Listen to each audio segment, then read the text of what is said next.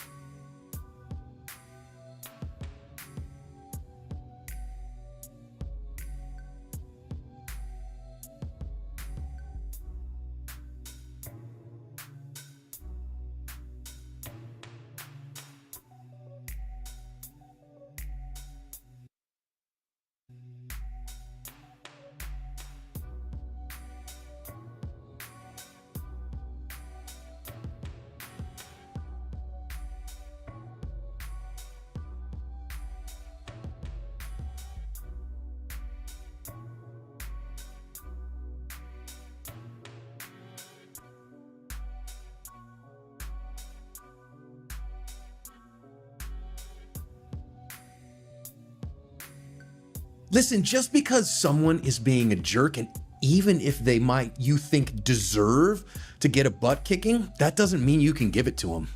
To win the fight after the fight, you need help. After a use of force, I trust Firearms Legal Protection to help me win the fight for the rest of my life. From their 24/7 attorney-answered hotline to coverage for the use of all legal tools, Firearms Legal Protection has you covered. Get a discount by signing up at the link below. Hi everyone, welcome to today's research-informed defensive lesson here at Active Self-Protection. I'm your host, John Correa. This one is a doozy. It's a mess, okay? It comes to us from Hopkinton in Massachusetts. This whole thing started because the guy you see who is 70 years old in this is mad that these 20-somethings are using jet skis on the lake, okay? And this lake, the boat ramp is only usable by residents of the older guys' town from Memorial Day until Labor Day. And these guys are out there on their jet skis and he's pissed off about it. So he is going to confront them and accost them about that. The guy he's going to accost in particular is 21 years old. He's an adult. And he is then, also you're going to see he's got crutches because he had a motorcycle wreck several months prior, actually medically died apparently during that, but then was brought back apparently and is recovering from that, but still suffering from fairly significant mobility and strength issues from that. Let's listen in and see what happened. I posted the Facebook thing too. No, I didn't, but I should. Yeah, You don't like it too bad. It's time to go. Time to go. Party people. You live there and listen to you doing it all day long and see how you like it. Whoop-de-doo, you bought a house on the lake. Deal with Yeah, it. well, He whoop-de-doo. does live there and he does listen to it. Like, what? I'm following the rules of the lake. I'm not No, you're not. You're not following. You see the sign? Everybody else is You all see the on sign? road. You see the sign? Can you read? Oh, I stopped too. You didn't stop there one time. Believe me. Time to go. Just if you only stayed for a little while and did your thing, it's time to go. Let me It's- have fun on my jet ski. No, go take it to another lake, someplace I else. live on the lake. Where do you live? On Downey Street. You don't. Go over to Downey. Go over there. Bro, dude, get a job, bro. Where do you live? What number not Downey you live on? I'm not telling you where I live. Well, I'll find out by your registration of your car. Oh, I'm sure, yeah. I will. No, you won't actually. No, I you will. won't. I promise you won't. Dude, I promise just you I get out will. of here, bro. You're not gonna do like, really. What are you I'll gonna just do? call the police again. That's all. Okay, are they gonna shoot me? Like, is that what they're gonna do? You want me to shoot you? Alright, shoot me. Shoot me. You're gonna beat up a cripple? Bro, are you, I don't care. I'm about to take trouble. Come on. Come on, big boy. Come on, big boy. what are you gonna do? Come on, Shoot big me? boy. Come on, big boy. Do it. What am I gonna do? Come on, big boy. You're the one coming up to me. So Come on, just big boy. Let's do it. Come on. Get Use the that fuck big outta mouth of here. yours and do something about it. Yo, Your mouth. bro. Yeah. Get the out of here. Yo, get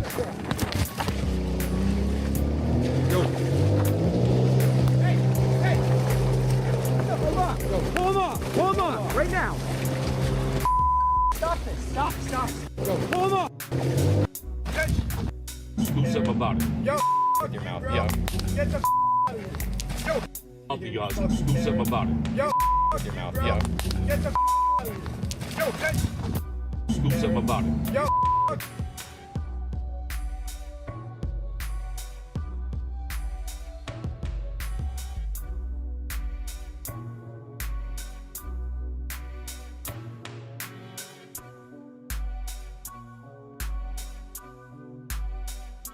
Your mouth. Yeah. Get the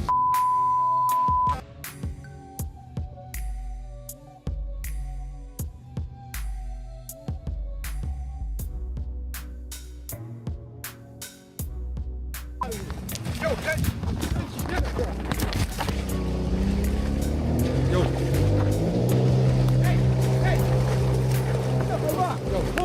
Hold on, right now. Stop this, stop. Hey, you, don't look at me first and I have a broken leg. Back off. Back off. I'm calling the cops on you. Back off. I have a broken leg. Back off. I have a broken leg, you. Calm down. You gonna stop this? Are you gonna stop? Stop this. What's wrong with you? Hey, back I have a broken leg, you. Is he your friend? All right, get him away. Get him away. Get my phone. Get my phone. Hey. Come on over here. Come on over here. No.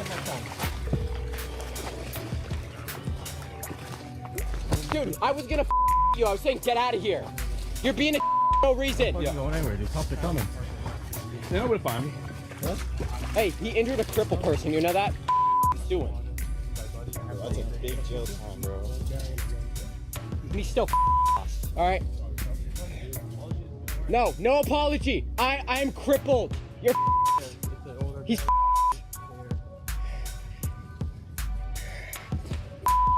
you guys together? Yeah, I know.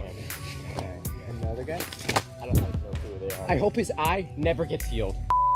He's just in a motorcycle accident. He like broke almost every bone in his body. I was dead 2 months ago, so I'm gonna sue him. I already have a lawyer, so he's gonna be hearing from it. All right. When the police showed up, the 70-year-old guy said that he punched the 21-year-old, but then the other kids threw him in the lake and beat him up. Well, the kids, kids are 20-somethings, they're adults, showed the video to the cops, and the 70-year-old man has then been arrested. He has been charged with attempted murder, with assault on a disabled person, and with strangulation. And listen, man, he's 70 years old.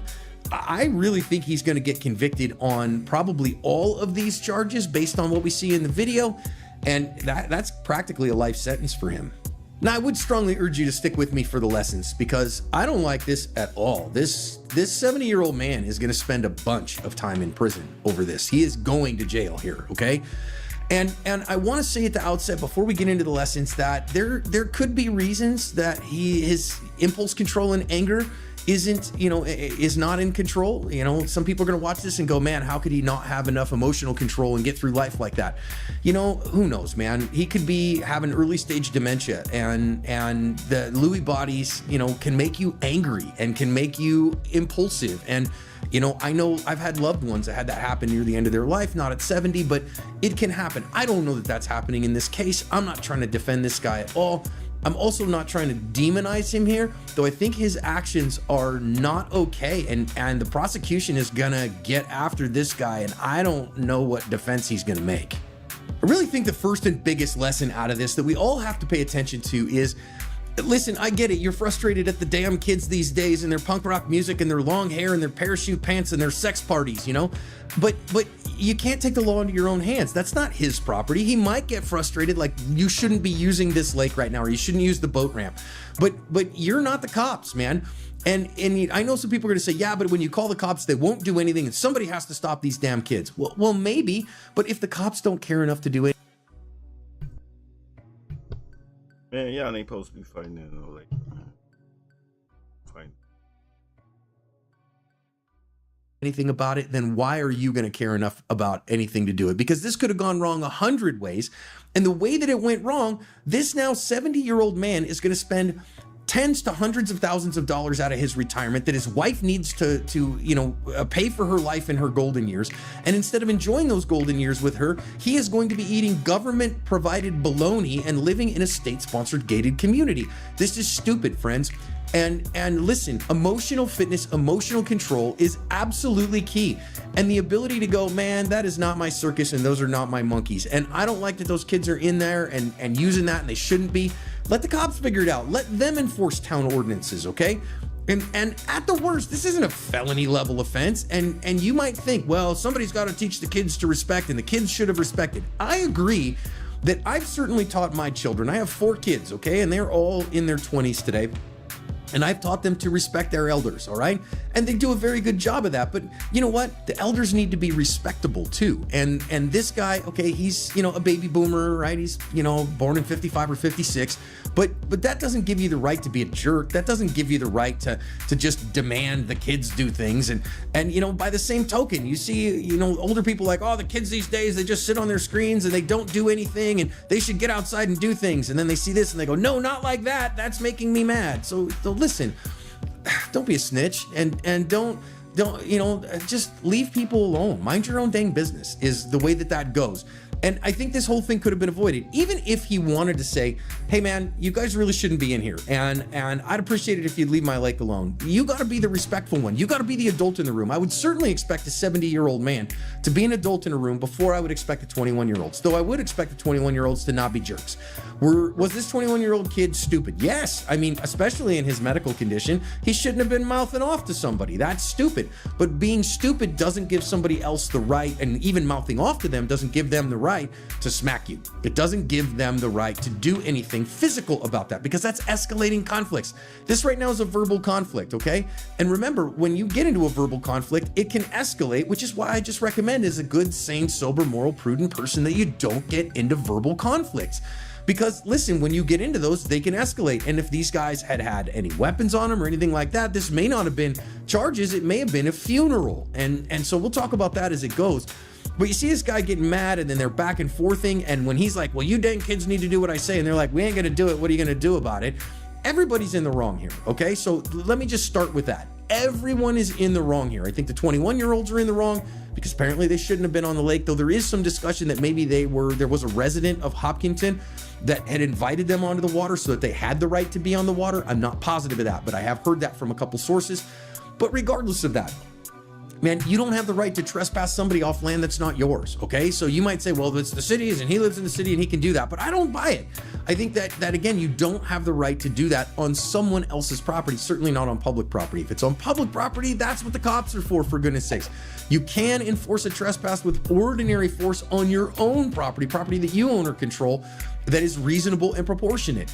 But, you know, after a trespass has been said and these kinds of things, it kind of depends state laws, so check your state laws on that.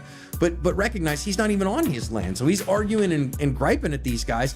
And the reality is he gets pissed off here, and you can see him do it. You can see him just get mad about it, and this kid lips off to him. And so he's going to decide, oh, okay, kid, I'm going to give you what for. And this is really stupid, right? Because now he's going to come up to this young man. And you can see right here, so he's going to get in his face and issue verbal commands. What are you going to do about it, little man? What are you going to do, huh? Why don't you do something? So he's egging him on. So you see the hands wide, the chin forward. That's an aggressive posture. I think you can also see here on camera that there are crutches, that this 21-year-old, and I don't want to call him a kid because, you know, okay, from my age, I'm 50. He looks like a kid to me. I've got, you know, 3 kids older than him. But you know, he's an adult.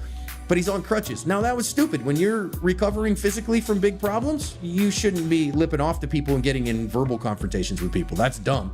But also, should our 70-year-old have recognized that and said, listen, man, I am dealing with a disabled person here. So if I assault that disabled person, it's going to be a serious matter and escalate this from a misdemeanor to a felony. Yeah, he probably should have, right? So again, keep your hands off people's. Remember, you know, again, leave other people's things alone. Keep your hands to yourself, right? These are important things your mama taught you in kindergarten, because instead, what he's going to do here is he is then going to then get mad and is pissed off about it. And then he is just going to haul off and slap him. This is assault.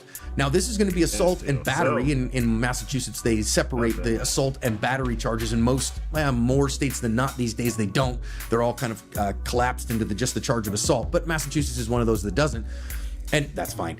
And here he's committing assault and battery on a disabled person because he knew or should have known that this guy is on crutches. He said, I've got broken legs and I'm on crutches. What are you going to do? Assault a cripple? And he said, I'll take a cripple. And so he knew, or at least should have known, that this guy is crippled. So he's assaulting a cripple here without any justification. Now, again, you might say, well, that kid earned it. No, he didn't. You can't assault somebody just because you're mad at them and because they said disrespectful stuff. That's assault. And assault on a disabled person is a felony. And he gives him both the forehand and the backhand here. So this is purely him being angry and saying, I'm going to make you pay for that. Well, you're going to go to prison for that, friends. That is a crime. And when it's against a disabled person, that's going to be a felony level crime. Then he's going to grab him. Guys, his GoPro fell in the dirt. It took him a while to pick it up. And now you can see him here holding him down in the water and choking him and strangling him and drowning him. Now, it takes a few seconds for the guy's friends, right? The guy's friends it takes them a little while to figure out what's going on. They're going to eventually get him off.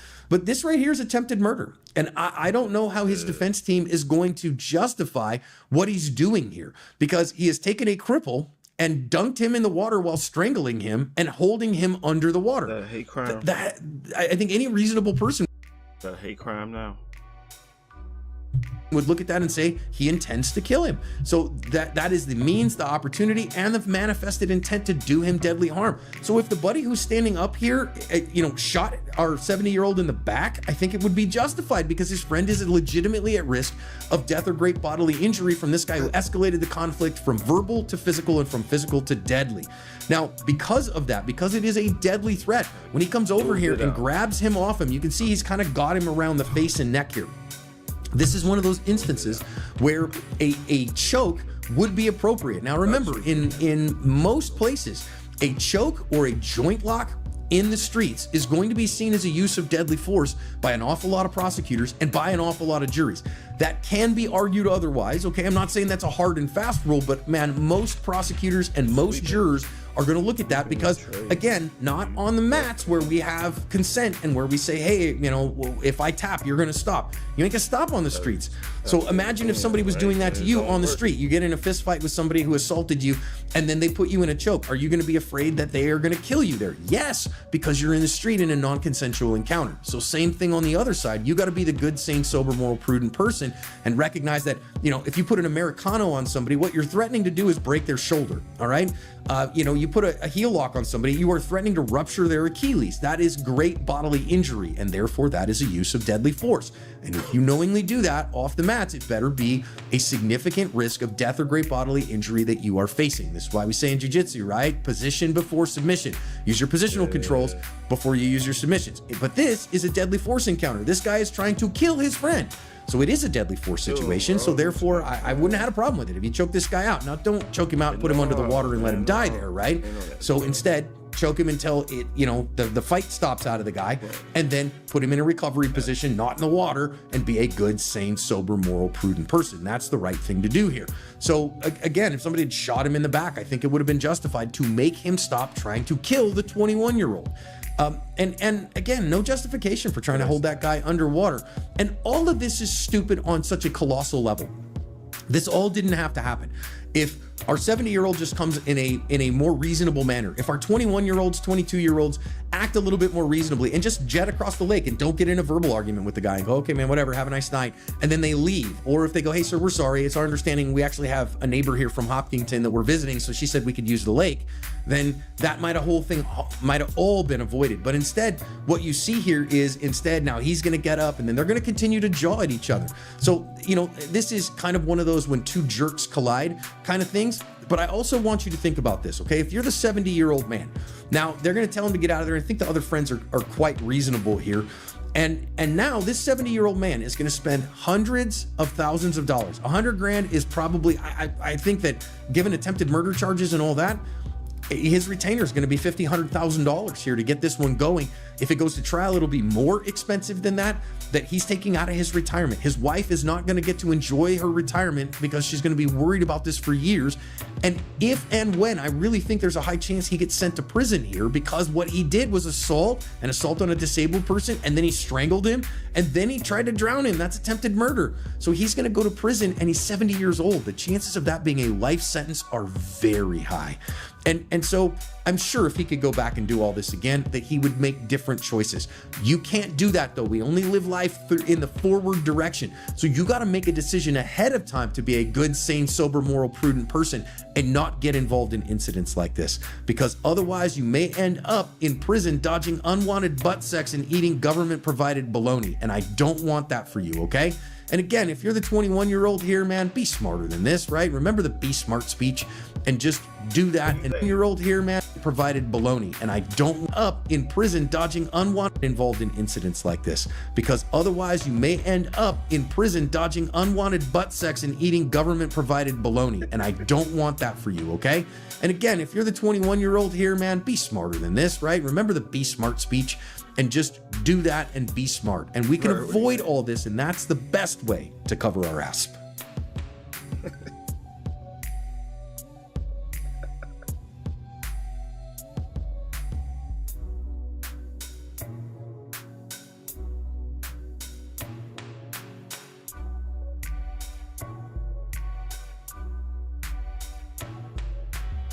And once again, we get to remind any felons who watch the channel that if you don't want to get shot by the cops, don't point guns at them.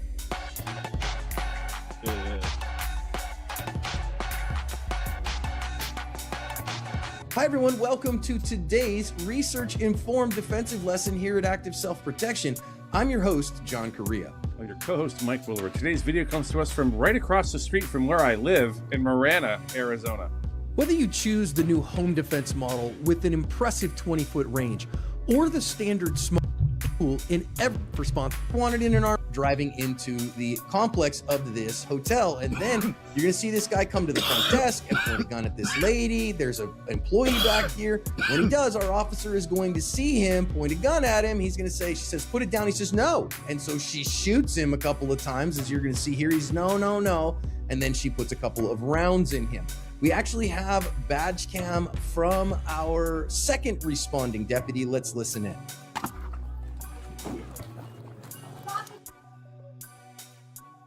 Drop gun right now! As you can see, the female deputy did give that guy a little ballistic massage. He did survive his injuries and is facing a host of charges. The woman involved was arrested as well, was facing a host of charges. This happened in January, but in February, she passed away of something unrelated. She died. I don't know if she was in custody, if she was out of custody, but she ain't going to face charges because she died in an unrelated incident. No joke, Mike. You said that you go like past this hotel all the time. I washed my car right down the street. It's one of those hotels that sprung up. I think it's mainly for like a lot of construction going on. This town is blowing up. It's like construction workers, plumbers, concrete guys that are building all these new housing developments. And it's a brand new, nice, clean place. This guy has now sullied it with his blood, but I guess he made it through this one, Con. I really want to start here talking about totality of the circumstances, because I know there are going to be some people who are going to say, well, wait a minute, he wasn't pointing a gun at her, but the totality of the circumstances matter. And we see here, when the police first made contact with these two, he's pointing guns at them. They knew that he was wanted for armed robberies and a host of other stuff. You go read the news stories, there's a whole bunch of bad things they were doing. This guy pointed guns at them. The officers knew that. And in a 2025 Supreme Court case, you can go look it up, Barnes v. Felix, the Supreme Court held yet again and made the Fifth Circuit come into compliance that the totality of the circumstances matter. It's not just the moment of threat that we look at. It's the totality of circumstances of the event. And the totality of the circumstances here, Mike, says that this guy is an incredible danger, not only to officers, but to the entire community.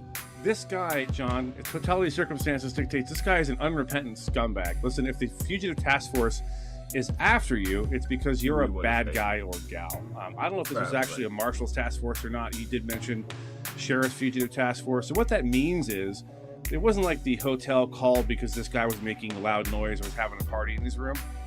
The Sheriff's Task Force was after this guy. They targeted this guy because he committed a violent felony, an armed violent felony. So they knew who he was. They had pictures of him. They were after him because he committed a violent crime. They knew him to be armed. So this wasn't like the cops showed up all of a sudden out of the blue. So they knew what they're going after. They saw him. They knew him to be armed. They saw him armed here. So this is more than totality circumstances. They knew he was armed. They knew they were going to be probably facing an armed suspect. So yeah, totality circumstances, check for sure. And listen, I don't want to have anybody think that I just justify any police officer shooting anybody. That's not the case. But here, this guy needed to get shot 100%. So now if you look here, this is an innocent bystander he's pointing guns at, telling her, get out of there, get out of there. There's an employee inside here. And now our deputy shows up and he's pointing guns at her. So wait a minute, this guy has committed multiple armed felonies and now he has second time pointed guns at the police.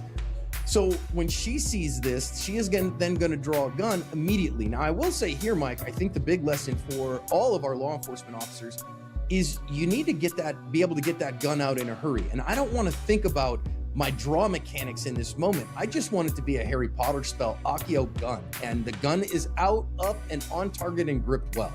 Yeah, I'm not sure there's been any great advancements in law enforcement holster technology since I retired a few years ago.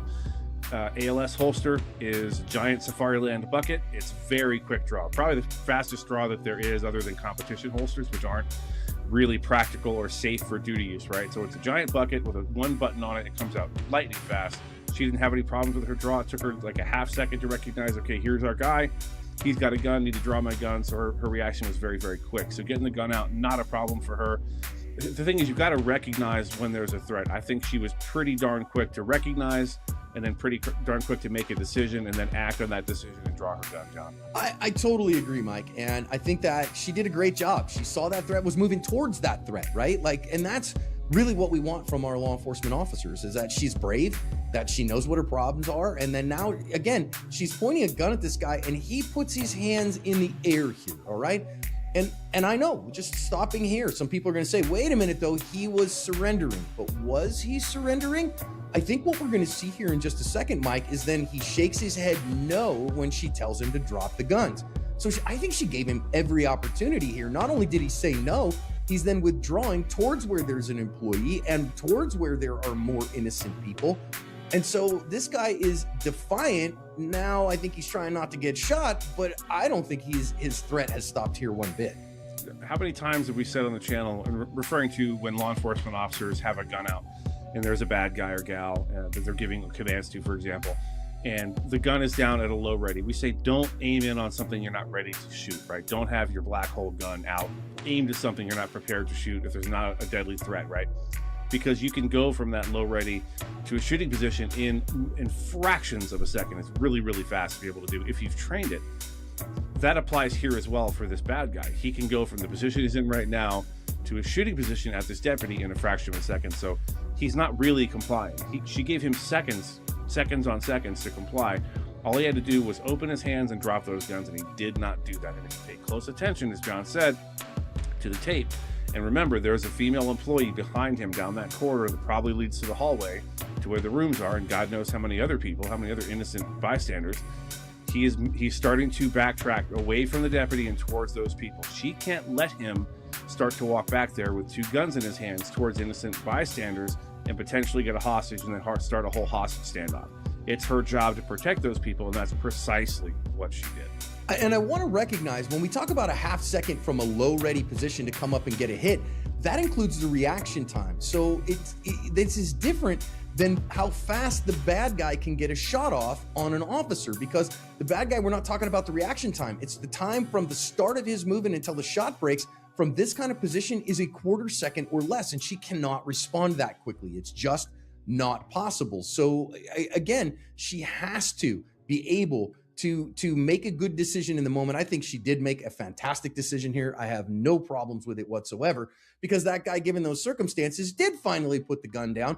And I think here we have ourselves a really fine example of fibs. We talk about the fibs factor all the time. What changes someone's behavior, right? Fibs factor, fudge, or you can use a bigger F word if you want. I've been shot. And when you put a bullet in someone, it changes their behavior, especially when that bullet is in an anatomically significant area. That's why we say that hits are what matter in gunfights, Mike. Yeah.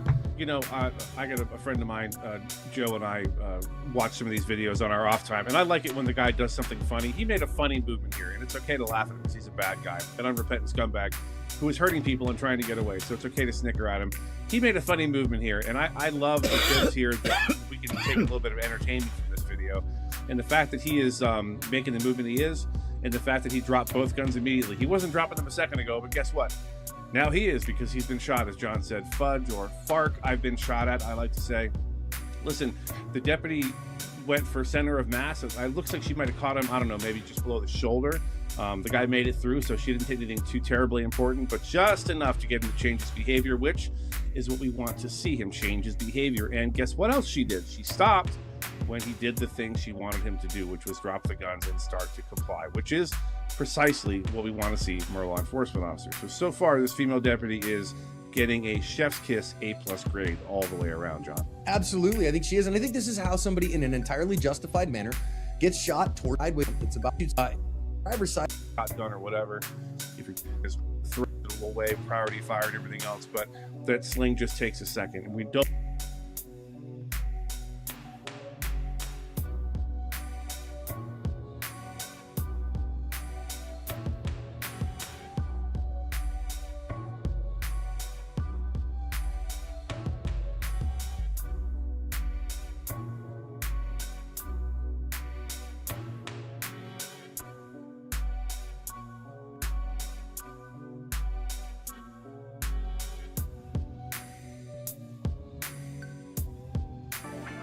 Athletic.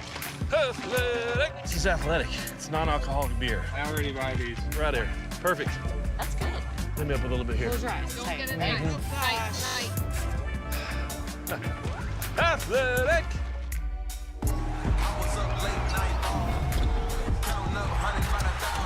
How's your back?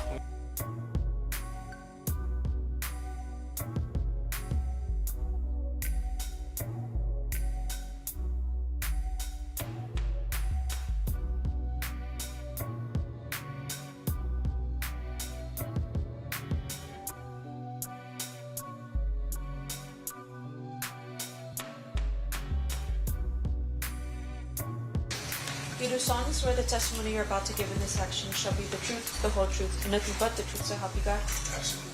You may be seated. May I please have you state and spell your first and last name for the record? First name Malcolm, MALCOLMGREENIDGE. That's my last name. Okay. Thank you, Mr. Greenidge. Whenever you're ready, Mr. Paul, you may proceed. Thank you. Good morning, Mr. Greenidge. Good morning. Sir, is it fair to say that you were initially resistant to attending court?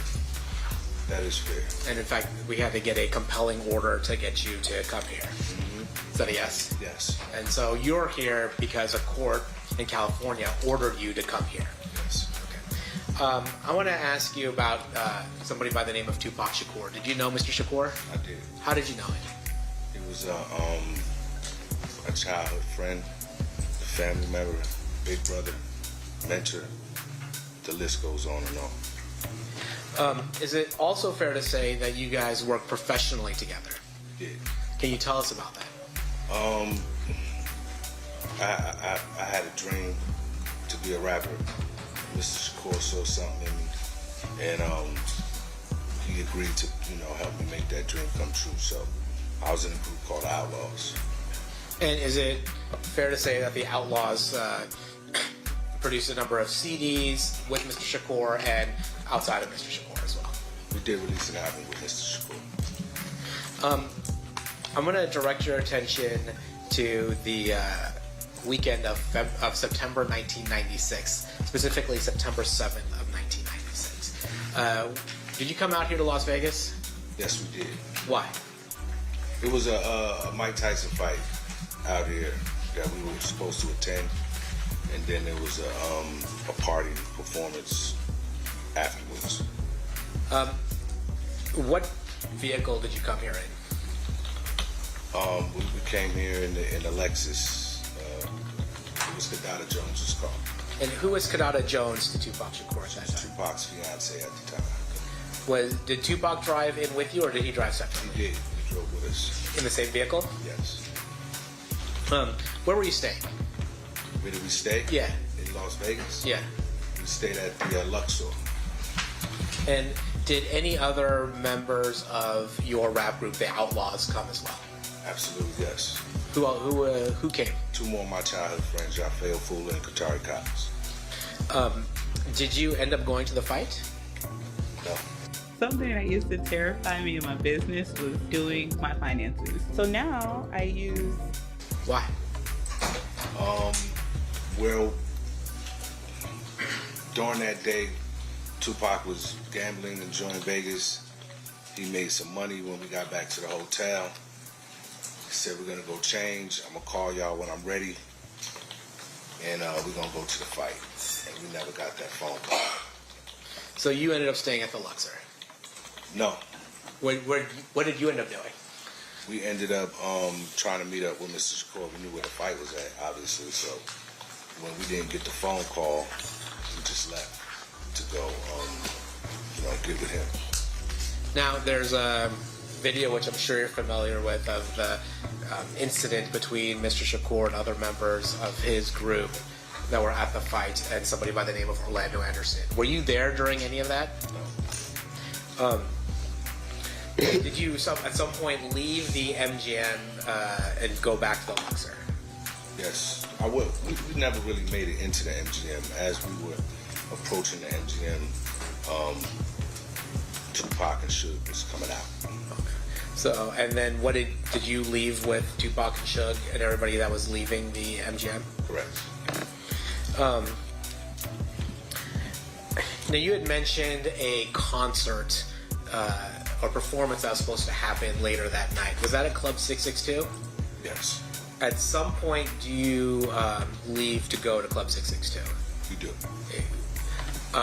What vehicle did you go to Club 662 in? The same car I drove to Vegas in. And that was that Lexus? Correct. Was Tupac in the car with you then? No. What car was Tupac in? Tupac was riding the car with Suge Knight. And who was Suge Knight to you? How did you know who Suge was? He was the CEO of the label that Tupac Shakur was signed to. And was that Death Row Records? Correct. Was there, were you aware of there being more than 2 cars? Were there a number of cars headed towards Club 662? There was a caravan of cars. How many, I don't know.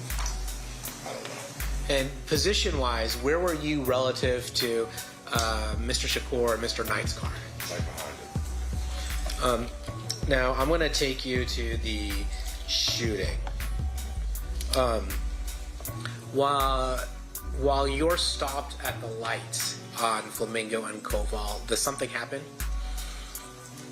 Yes. Do you notice a vehicle pull up next to Mr. Shakur or Mr. Knight's vehicle? Yeah. Can you tell us what you see? We were at a light. Mr. Shakur and Suge Knight was talking to some young ladies. We couldn't hear what they was talking about. When those young ladies pulled off, another car pulled up and started shooting at Mr. Shakur and Mr. Knight. And do you recall what kind of car that was? It was a light-colored white Cadillac. And do you recall, was it a 2-door or 4-door? It was a 4-door. And when you saw the shooting, did somebody get out of the car and start shooting, or were they shooting from inside the vehicle? The shots came from inside the vehicle. And was it from the front or back seat? It was from the back seat. And did you see the arm or the gun or anything like that? The arm and the gun attached to that arm. And were you able to make an assessment of whether the person whose arm was out was white, Asian, Hispanic, or African American? In terms from my vantage point, they appeared to be African American. What's your reaction when you see the shots? I'm horrified. And I'm sorry, I don't think I asked this question. Who was in the Lexus with you at that point? Security, Frank Alexander, Raphael Fula, and Katari Cox. So, 2 of the fellow members of the Outlaws, and then a security guard named Frank Alexander. Right. What do you guys do in the immediate aftermath of the shooting? We started to get out of the car to go check on Tupac. And, yeah, that's what we did. Do all of you make it to Mr. Shakur, Mr. Knight's car? No. Does anybody make it to Mr. Shakur, Mr. Knight's car? What happens? Suge pulled off, made a U-turn. Or do you guys follow them, or do you drive off someplace else? No, we followed them. And that's by do you guys have to make a U-turn to follow them? Does Mr. Knight's car stop ultimately at an intersection? It does. What happened? Are you following him to that intersection? We were. What happens when you stop at that intersection? We get out of the car to go check on Tupac. And are you able to make it to Tupac's vehicle? No. Why not? When we approached the car, Mr. Shakur said to me, get on the ground, they're gonna shoot you. And when I turned around, it was a shotgun in my face. And who was holding the shotgun? Police officer. So what do you do? I got on the ground. Okay. Were you able to observe any of the injuries to Mr. Shakur at that time? I could not see the injuries to Mr. Shakur. Were you able to see any of the injuries to Mr. Knight? His head appeared to be bleeding. And how is it that you were able to see Mr. Knight's injuries? Because he was out of the car asking for help for Tupac. So then your at basically the wrong end of a shotgun from a police officer and on the ground. How long are you in that situation for? It seemed like forever. Are you able to observe the events that are going around you? I can hear. And what do you see? Does medical ultimately arrive to help Mr. Shakur, Mr. Knight? And are they transported away from the scene? Right. And then at some point, are you asked by police officers to give a statement? I am. And do you give a statement? I do. Okay.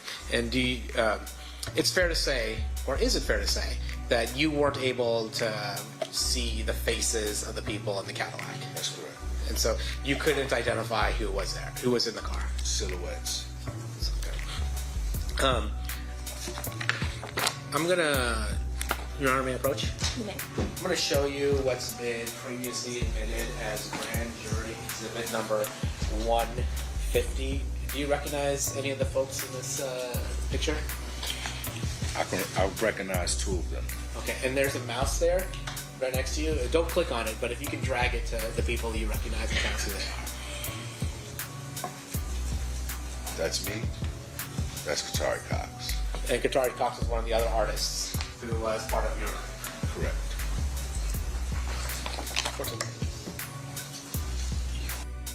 Thanks to the soccer people on Reddit who made me realize I'm not bantering to my full potential.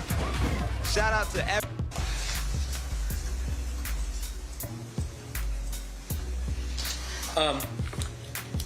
One thing that that's come up, you've obviously, in the 30 years of losing your friend and family member, Mr. Shakur, I'm sure you've been exposed to a lot of the rumors or innuendo associated with his passing. Is that fair to say?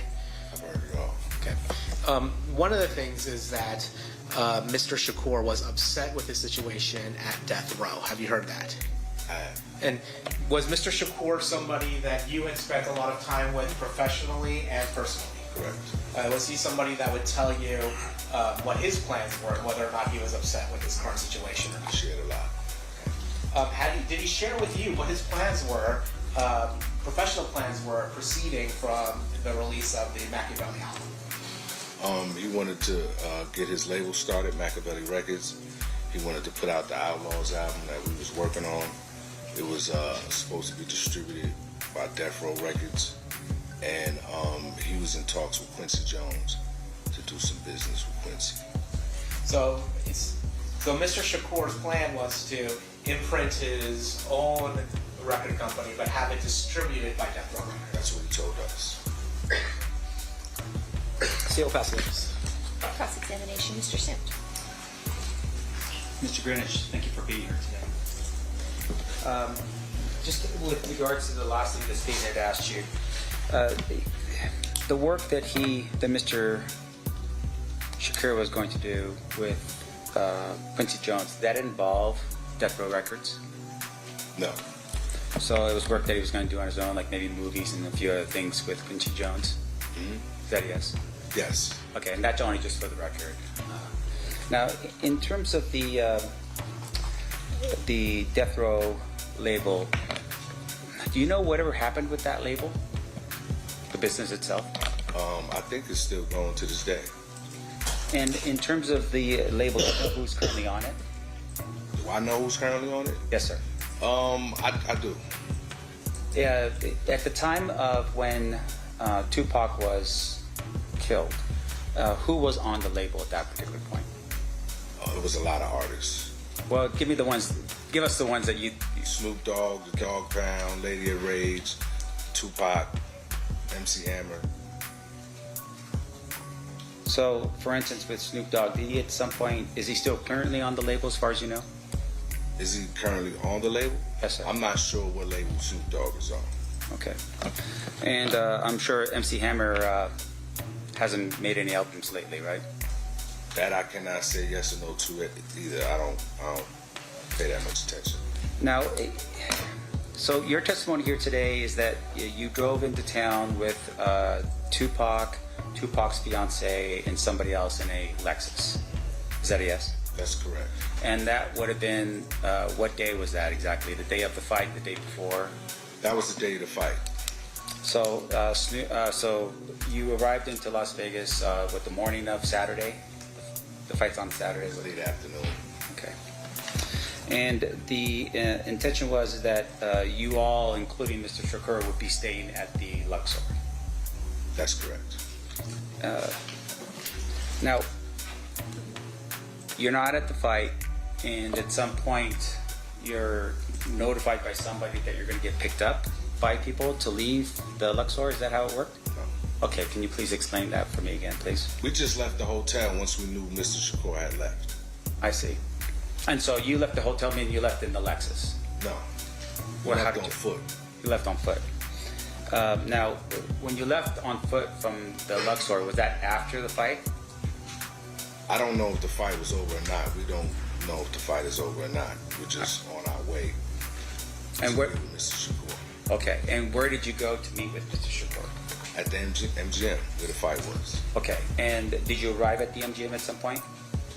Yes, we did. Did you meet up with Mr. Shakur at the MGM? Mr. Shakur and Mr. Knight were coming out as we were going in. Okay. And when you say coming out, we're talking about coming out of the property itself. Correct. So, and when that happened, what did you do next? We turned around and started going back the other way, back to the Luxor. All right, so you all returned back to the Luxor.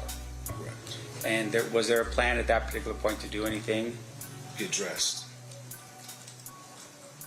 And what was the purpose of getting dressed? Mr. Shakur had a performance to do that night. I see. And do you know where the performance was? It was at Club 662.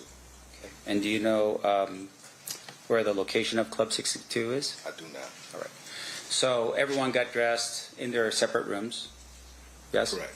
And then you came back down and you were picked up by somebody, or did you just drive your own vehicle? We were in a Lexus that was belonging to Kadada Jones. Tupac Shakur and Suge was in Suge's car. All right. And you said there was a caravan of vehicles. I think the question was asked, do you know how many vehicles was in that caravan that came through Luxor? No. All right. But in terms of where you were in relation to Suge's vehicle, how many vehicles back were you from Suge's vehicle? We were directly behind him. I see. And then when you leave the Luxor, where did you go next? We went to go head to Club 662. That was what I was told where we were going. Okay, but did you eventually end up over at Suge's residence? Suge's residence? Okay. So even though you said, okay, we're going to go to Club 662, ultimately, you actually went to Suge's residence first. Correct. All right. And you know what the reason was for that?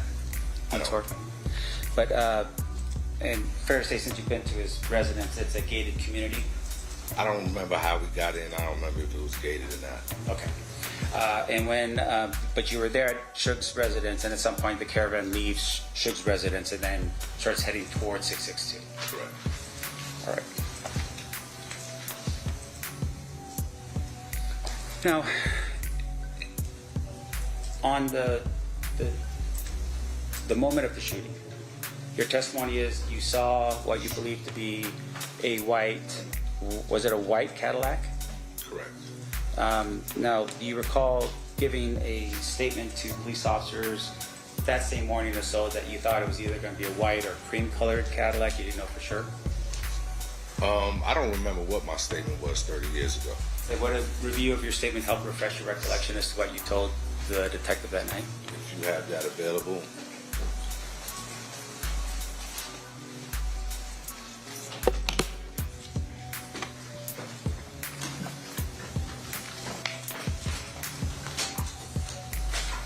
Just one moment, please. Of course.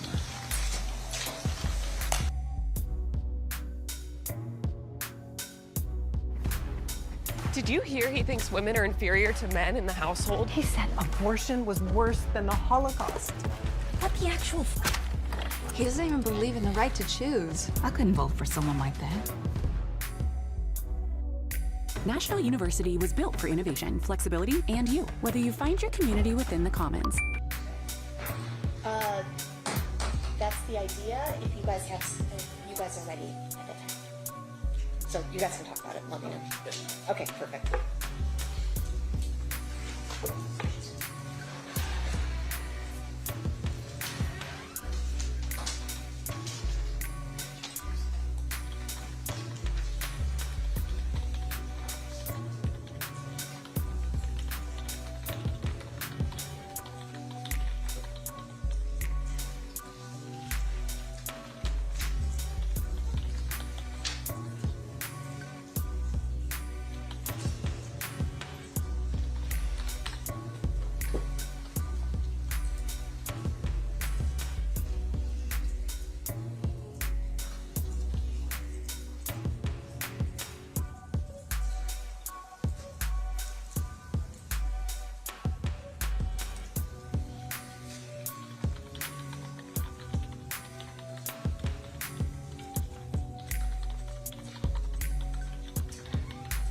Stand for the jury.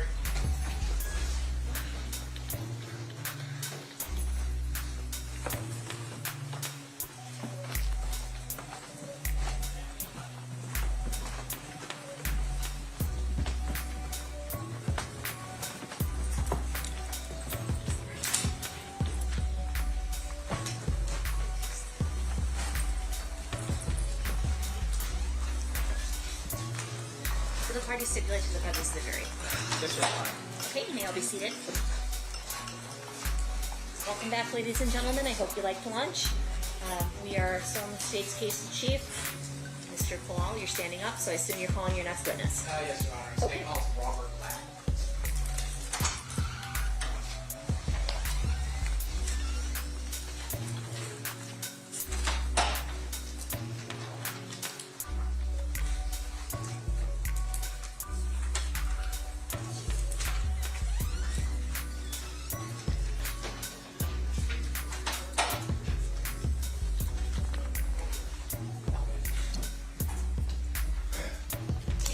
Swear the testimony you're about to give in this action shall be the truth, the whole truth, and nothing but the truth, so help you God.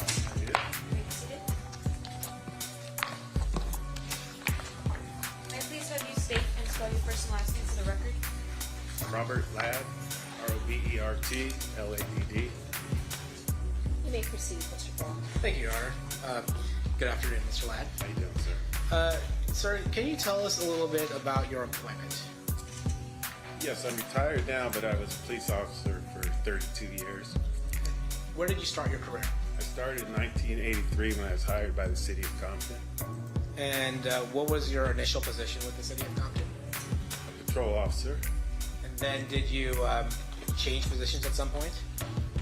Yes, when I was a patrol officer for several years, and that really was my beginning introduction into the world of the Crips and Bloods, because most of the radio calls that we got in Compton revolved around gang activity.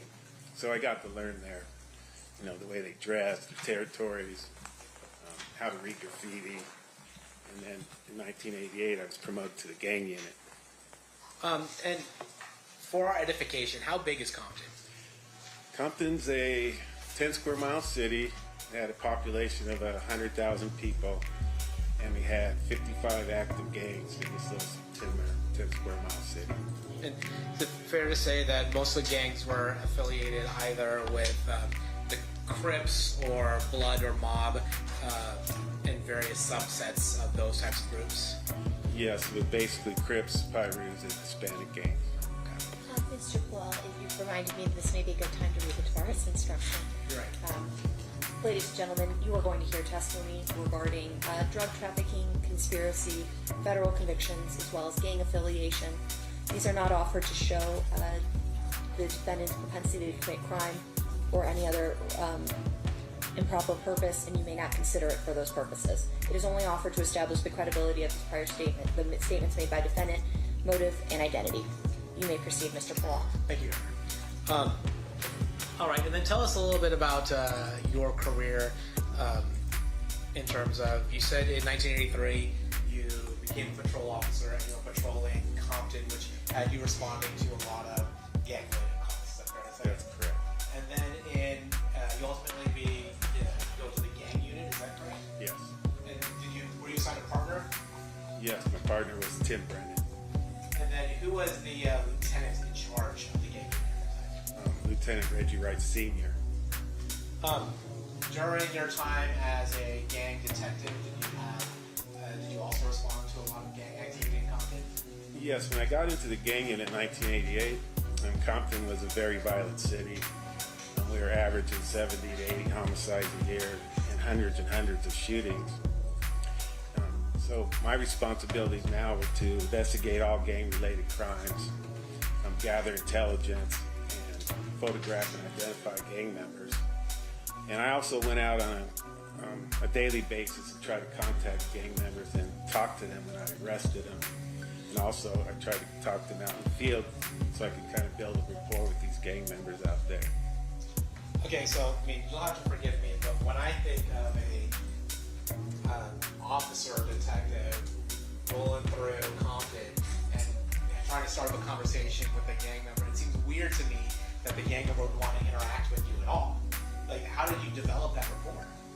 Well, it doesn't happen overnight. It takes several years. You just gotta treat them fair, and you have to talk to them like you'd want to be talked to. And we didn't sweat them on the small stuff. We let patrol kind of do that.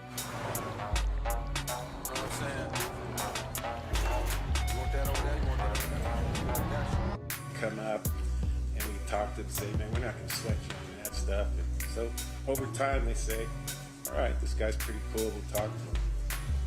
And then your partner, Tim Brennan, he ultimately was given a nickname Blondie, is that right? Yes, DJ Quick wrote an underground song about it, and it was called Blondie. So everybody in the Compton knew my partner was Blondie. He kind of became famous over it. Can you tell me a little bit about any type of gang training that you've given as somebody who has dealt with Bloods and Crips in Compton specifically? Yes, it was from 2001 to about 2010 that my partner Tim and I, we taught at many national seminars right here in Vegas and in California also. And this is where thousands of police officers come from all over the country, as well as around the world, to learn about the Crips and Bloods.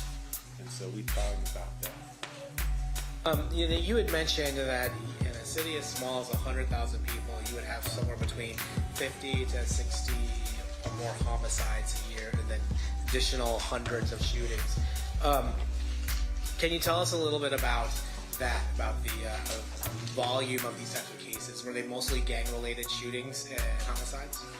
Most of them were, yes. And in 1993, I was promoted to gang homicide detective and started handling all the gang homicides too. And I did this till the year 2000.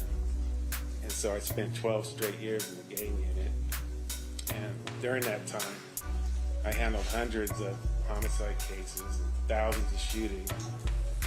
And I actually talked to thousands of gang members, and I got to know really the way they talk, the way they think, the way they act, basically their overall mentality about gang life in general. I want to talk to you a little bit about some of the difficulties associated with investigating gang cases.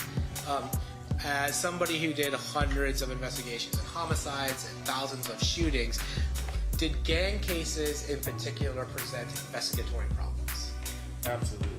Gang cases, they're the hardest to solve, especially in Compton, because there's a code out in the street where you're not supposed to talk to the police, you're not supposed to go to court, or you get labeled a snitch.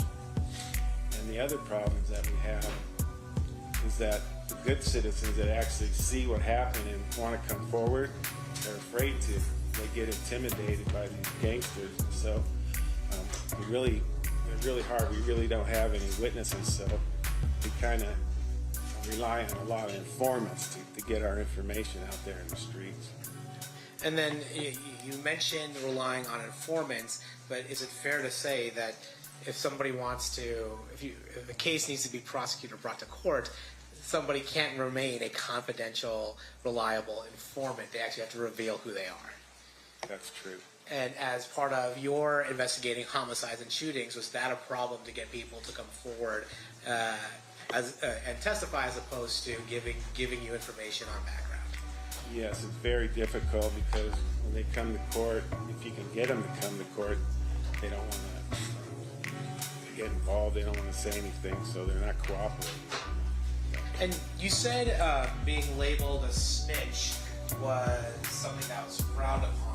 In your training and experience, were there any other types of consequences for people who are labeled snitches in Compton, California gang life? Absolutely. These guys take the code very seriously, and if you get labeled a snitch, it's probably the worst thing that can happen to you as a gang member. You're probably going to have to leave the state if you want to get, if you don't want to get severely beaten down all the way up to getting murdered. They take it very seriously. Now, I'm going to ask you now about gang in particular. I'm going to ask you about going to ask you about the Southside Compton Crips. During your time in Compton, California, were you familiar with the Southside Compton Crips? Yes, sir. And can you tell us a little bit about the Southside Compton Crips? Yes, the Southside Crips, they're located in the southeast portion of our city, and their area, they're one of our larger gangs. It's probably a half mile in every direction. There was an excess of 100 documented active gang members at the time, and they identified themselves by wearing the color blue. So when you contacted a Southside Crip member, he's going to have something blue on it, a blue shoestrings, a blue rag, blue, anything blue identifies him with being a Crip gang member. And also the Southside Crip members adopted the Seattle Mariners baseball cap. It's a blue cap, it had an S on it, and to them the S stood for Southside Crips. Now, I'm going to direct your attention to specifically the mid-90s, 1995, 1996. Were you familiar with somebody by the name of Dwayne Davis? Yes. Were you aware, was he somebody that was a high-ranking person in that gang or a low-ranking person in that gang? Well, as high as you can get, yeah. Now, what are the different levels of gangsters in Southside, or just general gangs? Are there different levels? Yes, there's definitely a hierarchy within the black gangs in Compton. There's really 3 phases that these guys go through. The first phase is the BG, or baby gangster phase. And this is the time when they're just joining a gang, and usually, most of the time, not all the time, they get jumped in. And by getting jumped in, you have to show how tough you are. So it probably lasts about a minute, maybe 2 minutes, where 5, 6, 7 gang members are going to try to beat this guy up. And he's got to fight with them to show how tough he is. And if he passes, he gets to join the gang. And these are the ages between 12, 13 to 15 and 16. And this is the beginning stages, so they're out there doing low-level crime, such as graffiti, selling drugs for the older gang members, and being lookouts. And then is there a level above that? Yeah, the next level we call the gangster phase, and that's from the ages from 15 to 16 to about 25 or 26. Now this is a stage where these guys do the most violence. They're the ones out there that are committing the drive-by shootings and murders and robberies and carjacking. What they're trying to do is they're trying to earn their stripes for the gang so they can get kind of respect within the gang. So this is the most violent time for these gangsters. And then is there another level in the hierarchy? Yes, the last level is ages 25 to 26 on up. And these are the guys that, a lot of them went to prison during their gangster phase, and a lot of them are getting older now, and they put in the work. They call it earning their stripes within the gang. They're getting their respect now. They're the older gangsters. And these guys become the leaders or shot callers of the gang. And they tell the younger officers what to do. And again, they take this very seriously. The older OGs tell younger gangsters what to do.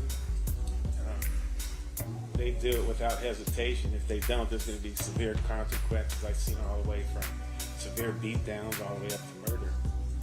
Right. Now, in that hierarchy, so we have baby gangsters, just what was the middle one called? Just gangsters? Just gangsters, and then like OGs. Did you happen to know in the mid-90s where Dwayne Davis stood in that hierarchy? Yes, he was a shot caller. You know what I mean, Coach? You may.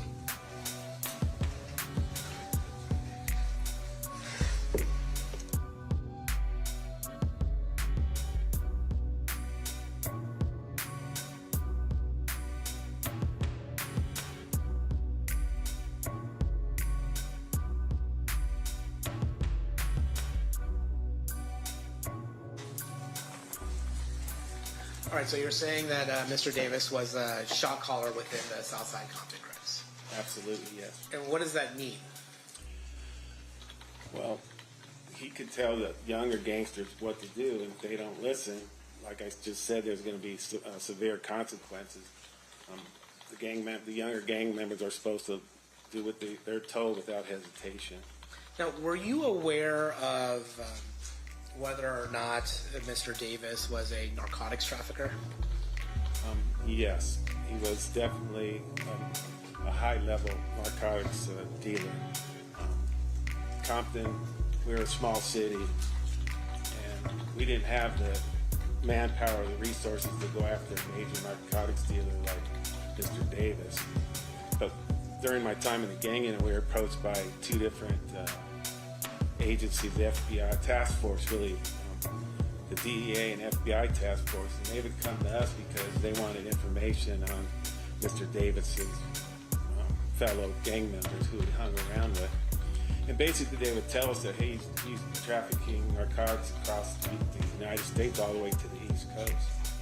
Now, I want to talk a little bit more about Mr. Davis. Would you see him sometimes in Compton? Yes, many, many times I've seen Mr. Davis. And can you, do you see him in the courtroom today? Yes, I. Can you please point him out and identify an article of clothing he's wearing? Yeah, he's a male black sitting at the end of the table wearing either gray or black suit. Your Honor, may the record reflect the identification of the defendant in this case? All right, and how would Mr. Davis dress in normal, like, gangster attire, like you were talking about before, or would he dress differently? No, in his later years after he became a leader, whenever I'd see him, he'd be nicely dressed. Have the brim hat on, and he wouldn't have anything gangster-like on. He was always well-dressed. I'm going to ask you now about somebody by the name of Orlando Anderson. Were you familiar with Mr. Anderson? Yes, I was very familiar with Mr. Anderson. I had many, many contacts with him. And can you tell us how you first became aware of Mr. Anderson's involvement in gang activities, such activities? Yes, I guess you could say I was there for his initiation into the gang. My partner Tim Brennan and I, we were at a fast food restaurant getting something to eat. We're in the drive-thru, and this particular restaurant was right adjacent to the Southside Crip territory. And there's an alley that runs just adjacent to it. So we got our food, and we were driving out of the fast food restaurant. And all of a sudden we heard a barrage of shots. We could hear them hitting our car. And I heard about 5 or 6 shots, right? So after the shots stopped, we looked at each other, jumped out of the car, made sure we were all right, and we ran to where the shots were coming from. And witnesses were pointing down the street, and I saw 3 male blacks running down towards a known gang hangout. These guys ran in there. We called the troops. We subsequently arrested Orlando Anderson and 2 other people, and during their interviews they said that was part of their initiation. They didn't have to be jumped in if they tried to kill me and my partner. So they were automatically in the gang, and Orlando Anderson wasn't the shooter during this incident. Was not. Was not. Okay. Now, were you familiar? Well, did Orlando Anderson, to your knowledge, have any relation to Dwayne Davis? Yes, we found out that it was Orlando Anderson was Keefe's nephew. I'm sorry. That's fine. And Keefe is what Mr. Davis went by? Yeah, Keefe D. Yeah, Keefe D. Is that kind of how you're used to referring to Mr. Davis? Yeah, I kind of know by their nicknames, really. Okay. And then, were you also familiar with somebody by the name of Terrence Bubble Up Brown? Yes. Had many contacts with Mr. Brown. He was kind of an older gangster, call him a wobbler. I still considered him in the gangster phase, but he kind of was a little older too. And I guess, in the mid-90s, what phase or what level would you say Orlando Anderson was? Definitely gangster phase. And then, did he go by any nicknames that you're aware of? Orlando Anderson? Yes, Baby Lane. And then, were you familiar with somebody by the name of DeAndre Smith? Yes, DeAndre Smith, many contacts with him. Again, admitted to me, Southside Crip member. His nickname was Big Dre. Why was he called Big Dre? Because he was a big man, and he was like 6'4", probably 300 pounds. He was a big guy. Were you also familiar with a gang called Mob Piru? Yes. Can you tell us about Mob Piru? Yes, they're a gang in the city of Compton, and they're located in the northeast portion of our city. Their gang used to be called the Looters Park Piru. That was their territory. In about 1975 or 76, a group of kids over there wanted to start their own gang and have their own territory, so they started at Mob Piru, which stands for Members of Bloods. Now, their area is probably a quarter mile in each direction, and there's probably 45 to 50 active gang members in this gang. Also, and they identify themselves by wearing the color red. So, and just like the Crips wore anything blue, the Pirus or Bloods wear everything red. Now, we're going to talk a little bit about the flare-up between Mob Piru and Southside Crips, but even before any of the music or any of the particular 1990s issues that we're here to discuss, would it be fair to say that Mob Piru and Southside Crips were natural rivals? Yes, the Bloods and Crips never got along since they originated way back in the early 70s. They're kind of like just natural enemies because one wears red and one wears blue. Were you familiar with whether or not Mob Piru associated with any particular record label in the mid-90s?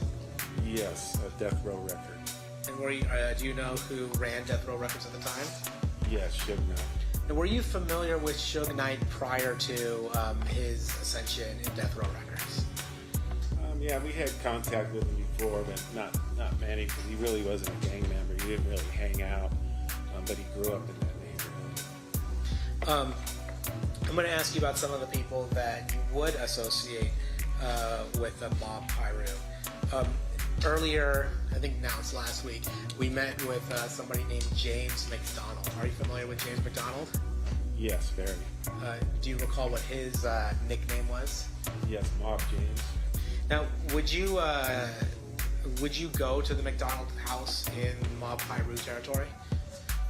Yes. Mob James's house was kind of like the main hangout for the Mob Piru, Looters Park Piru. He had two younger brothers, Buntry and Timmy Rue. So this was the main hangout for the Mob Pirus, and we would go there. If you wanted to find a Mob Piru, that's the first place you'd look. So we had many run-ins at this Mob James house. And were you familiar with somebody by the name of Trayvon Lane? Yes. And States Exhibit 60? Do you recognize the person depicted in States Exhibit 60? Yes, that's Trayvon Lane. His nickname's Trey. He's a member of the Mob Piru. Are you familiar with somebody by the name of Roger Williams? Yes, I am. His nickname is Neckbone, and he's also a member of the Mob Piru. No, actually, I think I skipped something with Trayvon Lane. You had talked about the 3 levels of being a gangster. What level would you say Trayvon Lane was in the mid-90s? Gangster. So like the middle, most violent level. Yeah. And then with in the mid-90s, what level was Roger Williams? Definitely gangster. In the mid-90s, what level was Mob James McDonald? I would consider him an OG. And then in, you mentioned Buntry. Is that Alton McDonald? Yes, it is. And in the mid-90s, what level would you describe him? Gangster. And then are you, now in that neighborhood, same neighborhood, there was a person that lived there or grew up there named Reggie Wright Jr. Is that fair to say? Yes. Were you familiar with Reggie Wright Jr.? Very, yes. And when you say very, how are you familiar with Reggie Wright Jr.? Well, he used to work at the Compton Police Department. He was a jailer, and then he went to be a full-time police officer, I think, in around 1988.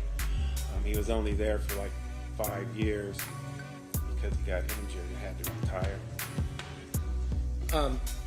Now, I'm going to ask you something, I guess, culturally about gang life.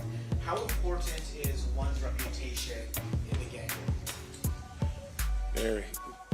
It's these guys live for respect. That's how they live their lives. And then, if somebody felt as though they were disrespected, what would you expect them to do? They have to retaliate. If a gang member is disrespected, they have to retaliate, or they're considered a punk out in the streets. And if you get considered a punk out in the streets, you kind of lose your respect and credibility. And what's the consequence of losing your respect and credibility in the streets? Well, I mean, no, you're going to be nothing in that game, really. And then, we talked about the hundreds of murders that you've investigated and the thousands of shootings you've investigated. Was retaliation, in your experience, ever a motive for those shootings or murders? Yes. I've investigated like 1,000 crimes, and I would say 90% of them are because of disrespect. And so when you get disrespected as a gang member, you can expect some sort of retaliation. Now, you had heard gathering intelligence about this Lakewood Mall incident. Is that fair to say? Yes. But you weren't there, were you? No. And just so we're all clear, Lakewood Mall, is that in Compton? No, it's several miles out of Compton. And so that wouldn't be something for you to investigate? No. But as a gang expert and a gang investigator, what to you is the significance of somebody trying to rip off a gang member's chain? Well, it's definitely disrespect, especially the chain that they were trying to take at the Lakewood Mall. It was a highly prized medallion, and these guys wore it like a badge of honor. So them try to steal this chain and beat up the subject, it would be a major display of disrespect. So now this guy's got to go back to the Mob Piru and Death Row Records and tell them what happened. So the next time they see each other, it's going to be on site. As soon as they see each other, some confrontation is going to happen. And you had said that we're talking about the chain. We're talking about that Death Row chain. Is that right? Yes. And you had mentioned that they were wearing it with great pride. By they, who are you talking about? The entourage of Suge Knight. That's Trayvon Lane. Well, back in '95, Suge Knight gave these out as Christmas presents to his entourage, like just Trayvon, Neckbone, Buntree. They gave one to Reggie Wright Jr. So not too many people had him at this time. So it was a prized possession to these guys. Now, I'm going to take you forward to September 7th of 1996. You're aware you become aware of a shooting that occurs out here in Las Vegas, September 7th, 1996. Is that correct? Yes, sir. How do you become aware of the shooting that occurred here September 7th, 1996?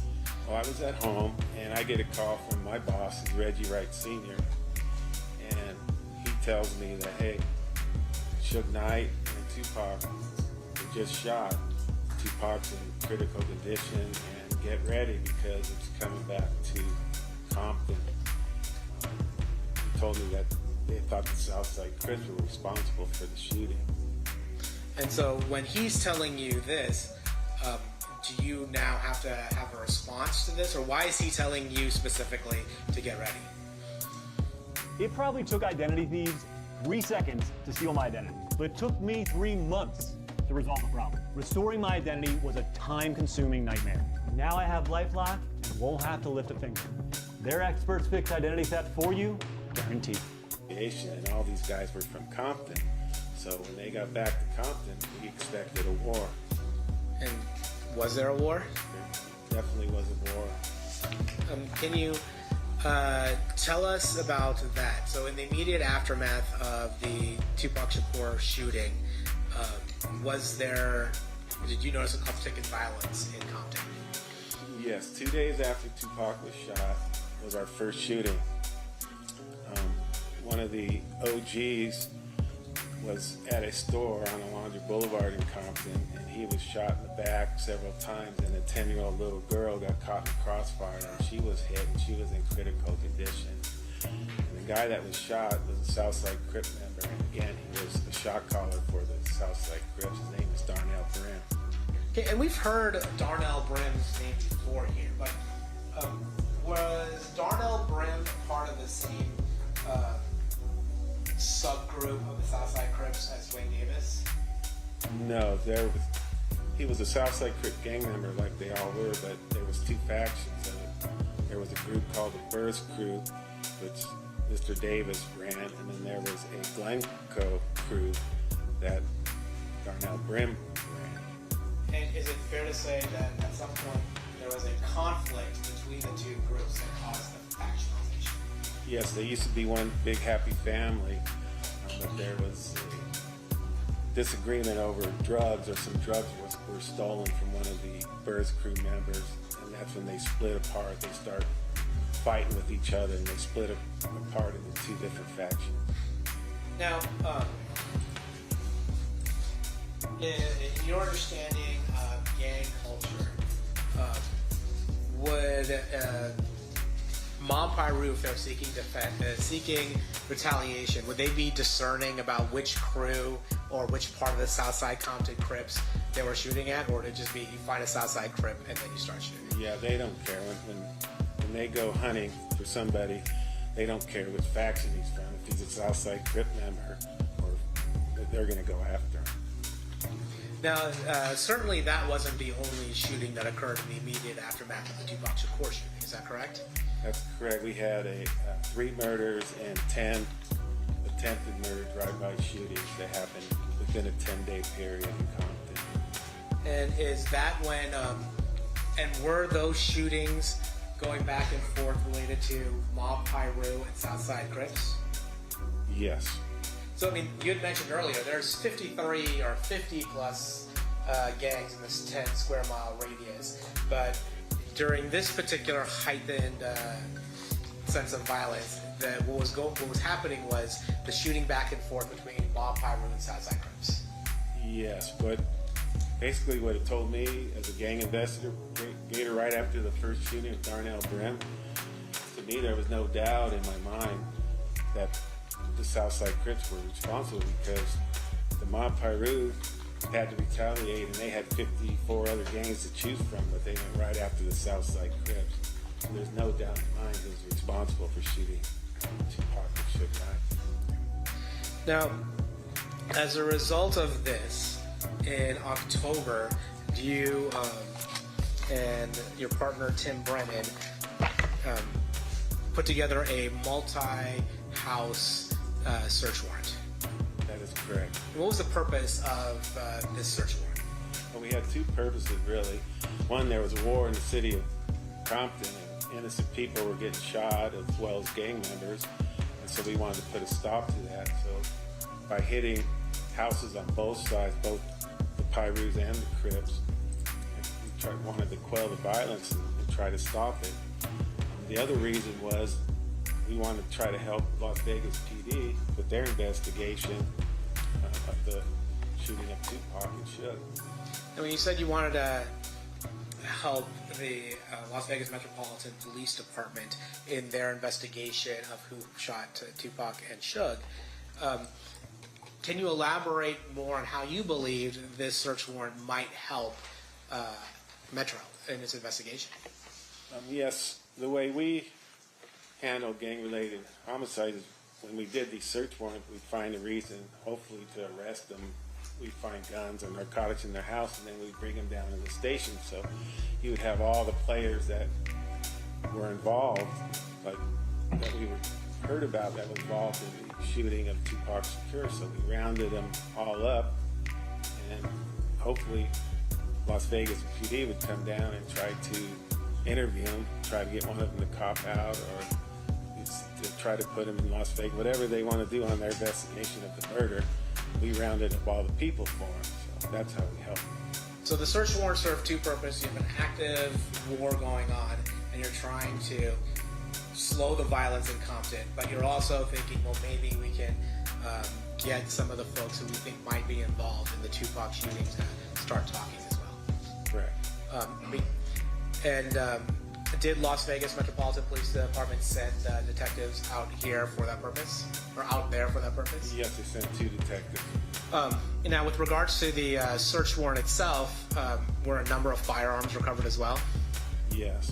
And was part of the goal that maybe not only just take these guns off the street for the Compton war, but was there a hope that maybe the firearm for the Tupac Shakur murder might be recovered as well? That's correct also. It's fair to say that that did not happen. That's correct. You know, I'm actually going to approach with State's proposed exhibit number 161. You may.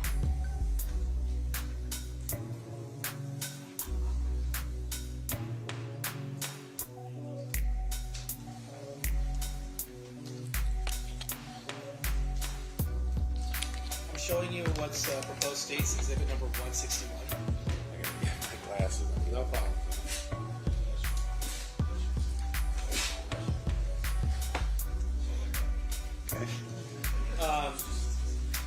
Do you recognize what State's proposed exhibit 161 is? Yes, it's a search warrant. And can you open it up and look through it? Do you recognize the search warrant? Yes, I do. It was a search warrant that we prepared, well, Tim wrote after the Tupac shooting. And was it, did you assist him in the investigation that led up to the search warrant? Yes. And did you assist him in giving him the information in order to get the probable cause? Definitely, yes. And then did you also assist in executing that search warrant? Yes. Now, State's going to move State's proposed exhibit 161 as evidence. Any objection, Mr. Stamp? So admitted. Now, there's been some allegation that the Compton Police Department was only focused on the Southside Crips when it came to trying to stop this war and stop this violence. Is it fair to say that among the houses that were searched included a large number of Mob Piru houses along with Southside Crips houses? Yes, definitely. We hit many houses on both sides. And is it fair to say that is a total of 38 residences that were looked into? Yes. And to include members of Mob Piru and Southside Crips? Yes. Now, wish to approach, Your Honor? No. I'm going to show you what's been previously marked as State's Exhibits 162 and 163. Do you recognize what these are? Yes. What are they? These are evidence that we collected at the scene. Okay. And without going into the addresses, is it fair to say that these were evidence that were collected from Dwayne Davis's house and Dwayne Davis's family's house? Yes. Okay. Now I'm going to move State's Exhibits 162 and 163 to evidence. Any objection? So admitted.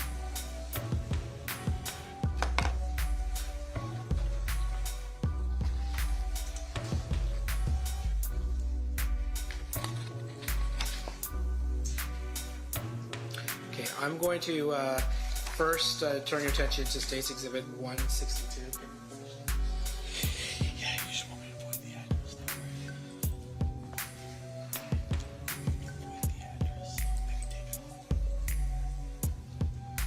Jessica, maybe take it off me while it comes up so we can avoid the address itself.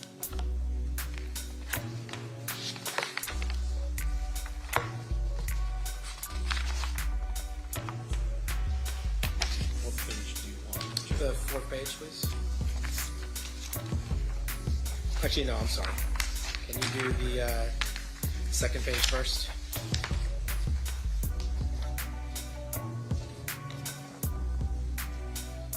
Okay.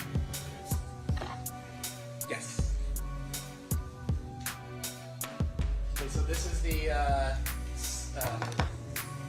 first address we're going to talk about here, and again, we're not going to go into what the actual address is, but do you recognize the people that are listed that were located at the address?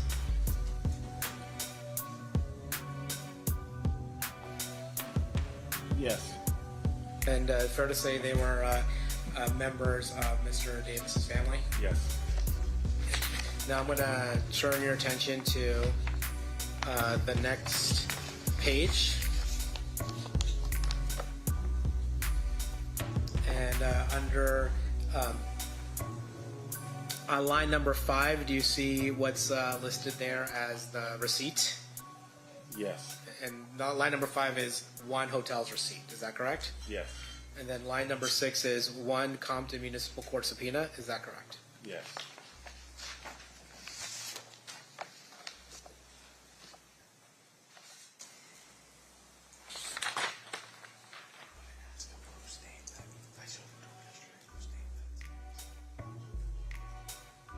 Then I'm going to show you States Exhibit 163, if we can take it off us for a second.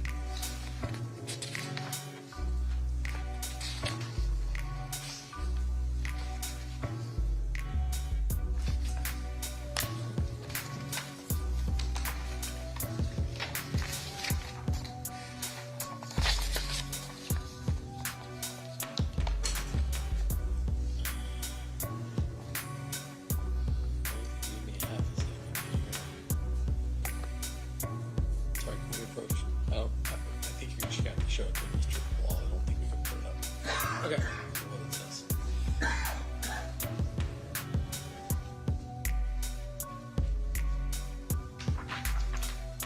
So I'm showing you page 3 of States Exhibit 163. Can you tell us what this document actually is? Yeah, it's a receipt for property taken. And then it actually mentions who is taking some of the property here, doesn't it? Yes. And who's that? Myself. And then one is a letter from the Excalibur Casino, is that correct? Yes. And then the other is an envelope addressed to Orlando Anderson, is that correct? Yes. And then the third is miscellaneous bills addressed to Orlando Anderson as well, is that correct? Yes.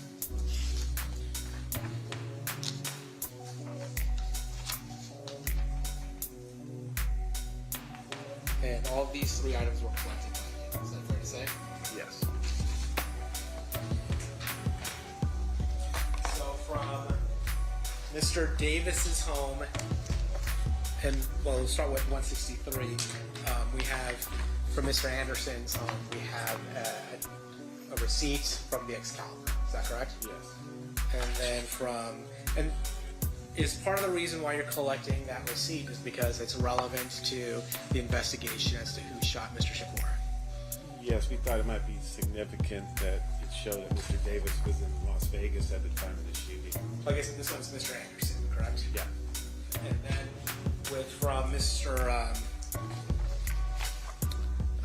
from Mr. Davis's house, there's also a receipt, a hotel receipt that was collected. Is that fair? Yes.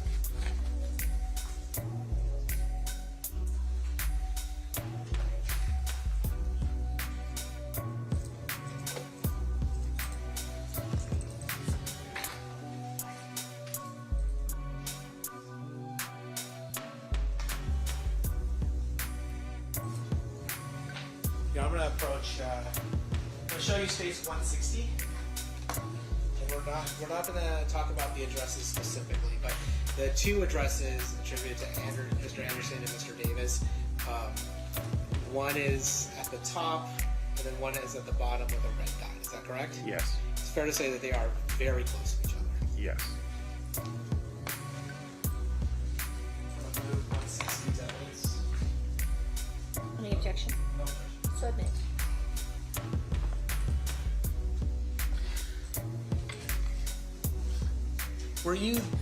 So Mr. Anderson, was he one of the people that was caught up during the search warrants, this 38 house search warrant?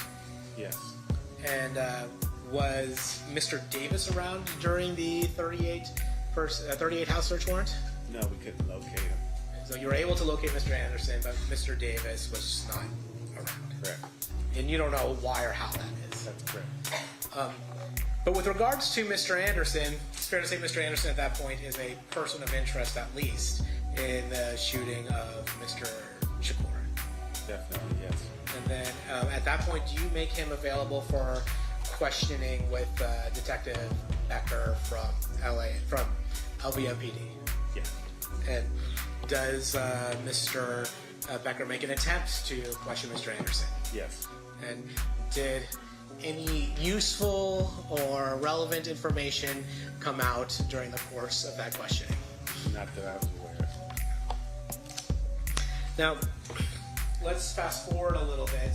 During, you were aware that 6 months later, Christopher Wallace, also known as the Notorious B.I.G., also known as Biggie Smalls, he was killed in Los Angeles. Is that correct? Yes. Now, was that in the Compton area? No. So, were you responsible for the investigation to Christopher Wallace? No. But did you end up assisting the LAPD in trying to execute search warrants in an attempt to gather information on the murder of Christopher Wallace? Yes.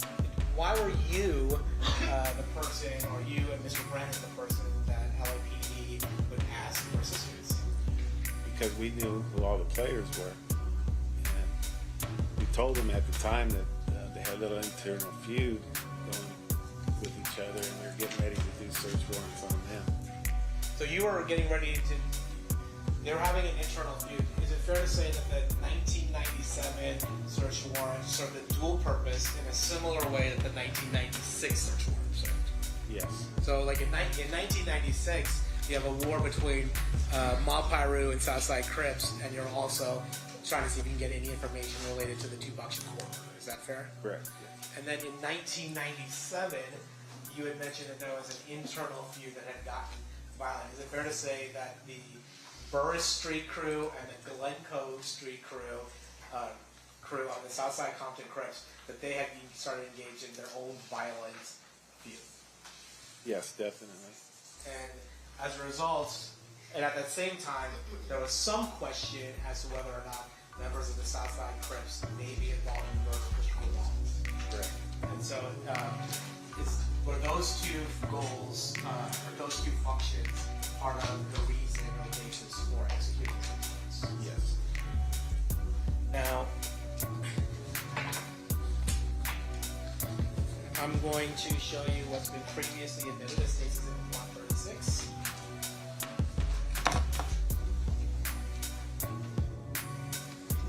Do you recognize State's Exhibit 136? Yes. This is a search warrant we did on. And we're not going to talk about addresses by agreement, but it's a search you did on a different house from the houses that you did in 1996. Is that correct? Yeah. And this is a different residence that was associated with Mr. Davis. Is that fair? Yes.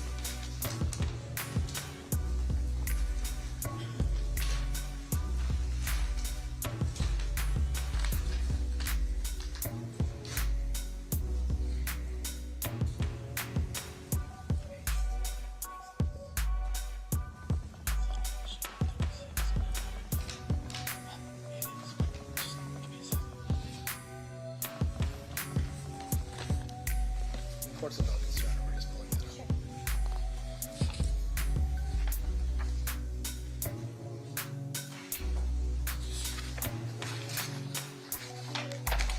Just making it about me.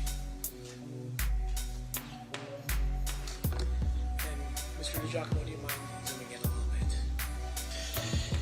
I figure out how to make the Zoom work on this.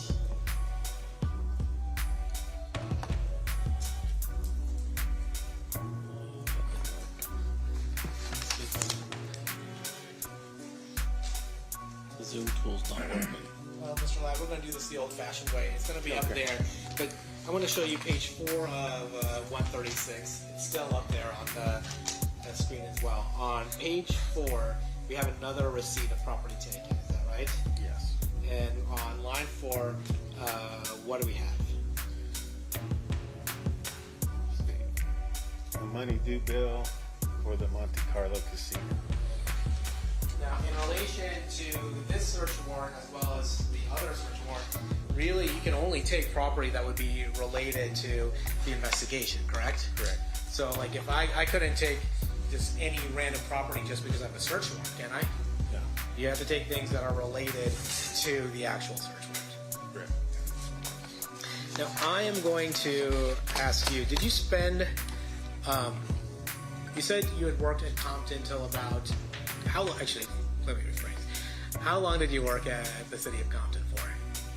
From 1983 to 2001. I'm sorry, 2000. Okay. Is it fair to say that at some point the Compton Police Department got swallowed up by the LA Sheriff's Office? Yes. And did you stay with? Did you sign on to the LA Sheriff's Office after that? Yes. Do you recall approximately how many of the Compton police officers stayed with the LA Sheriff's Office? Okay. Okay. I'm sorry. I don't want it to be like yesterday where we keep on interrupting each other. Do you recall how many of the Compton police officers were hired on by the LA Sheriff's Office when LA Sheriff's Office took over Compton Police Department? Yeah, I'm not sure the exact number. I think there was like 103 of us, and I think all but 2 were hired by the Sheriff's Department.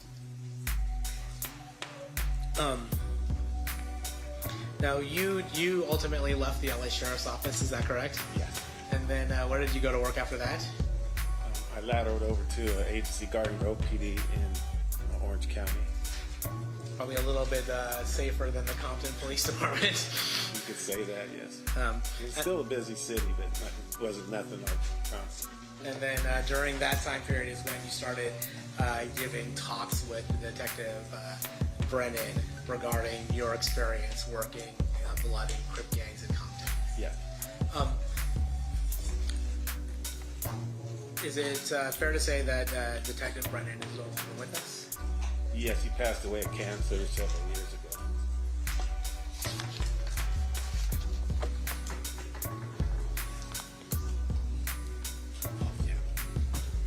You know, I'd forgotten about one of the murders I wanted to talk, or one of the shootings I wanted to talk to you about during the war that escalated immediately after the shooting of Tupac Shakur. So I'm going back a little bit. I apologize for that. No problem. One of the people that was shot was a man by the name of Bobby Finch. Is that correct? Yes. And Bobby Finch was actually killed on September 11th. Is that fair? Yes. Where did Bobby Finch live in relation to Corey Edwards? Next door. Was Bobby Finch a gang member? No. Was Corey Edwards a gang member? Yes. And what gang did he belong to? Southside Crips.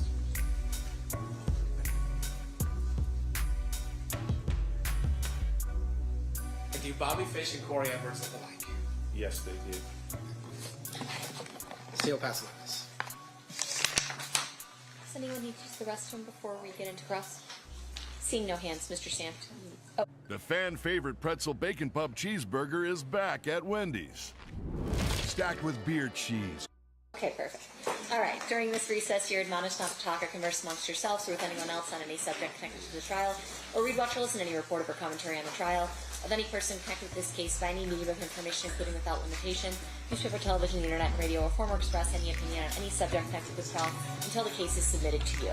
We'll have you guys back here at, let's say, 2:15. Please rise for the jury.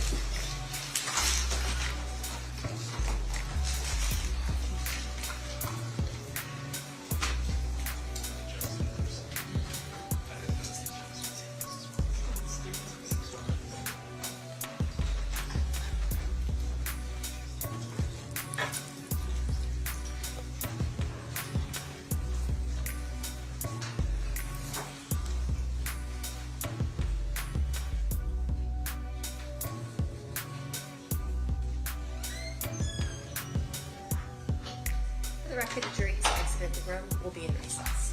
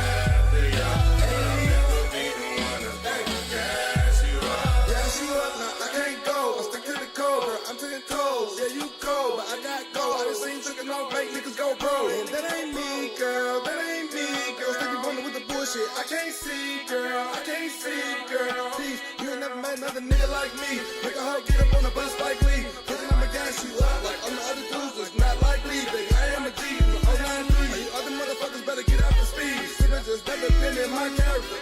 I barely know what it means. Spending all day smoking weed and Texas.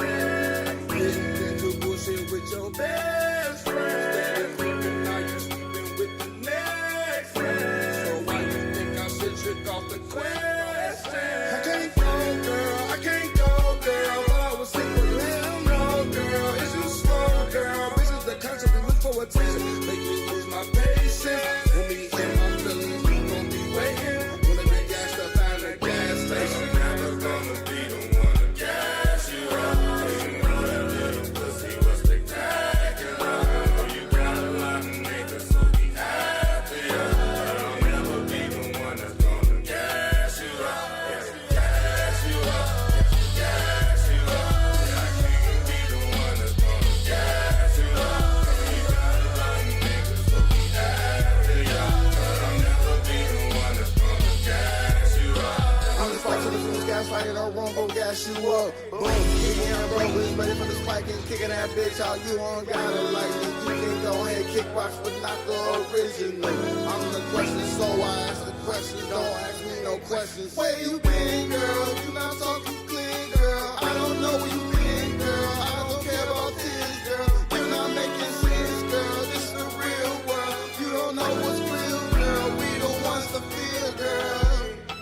I know you got a lot of niggas after ya. If you steady talking stupid, I won't gas you up. If I see you on the bus stop, I won't gas you up. I'm quick, they catching up bullshit, these other niggas fast enough. You stuck stranded with no gas, I'ma fill you up. No, I won't even call a tow truck. You was online bragging you had bugs. Always beefing with your friends like you shit out of love.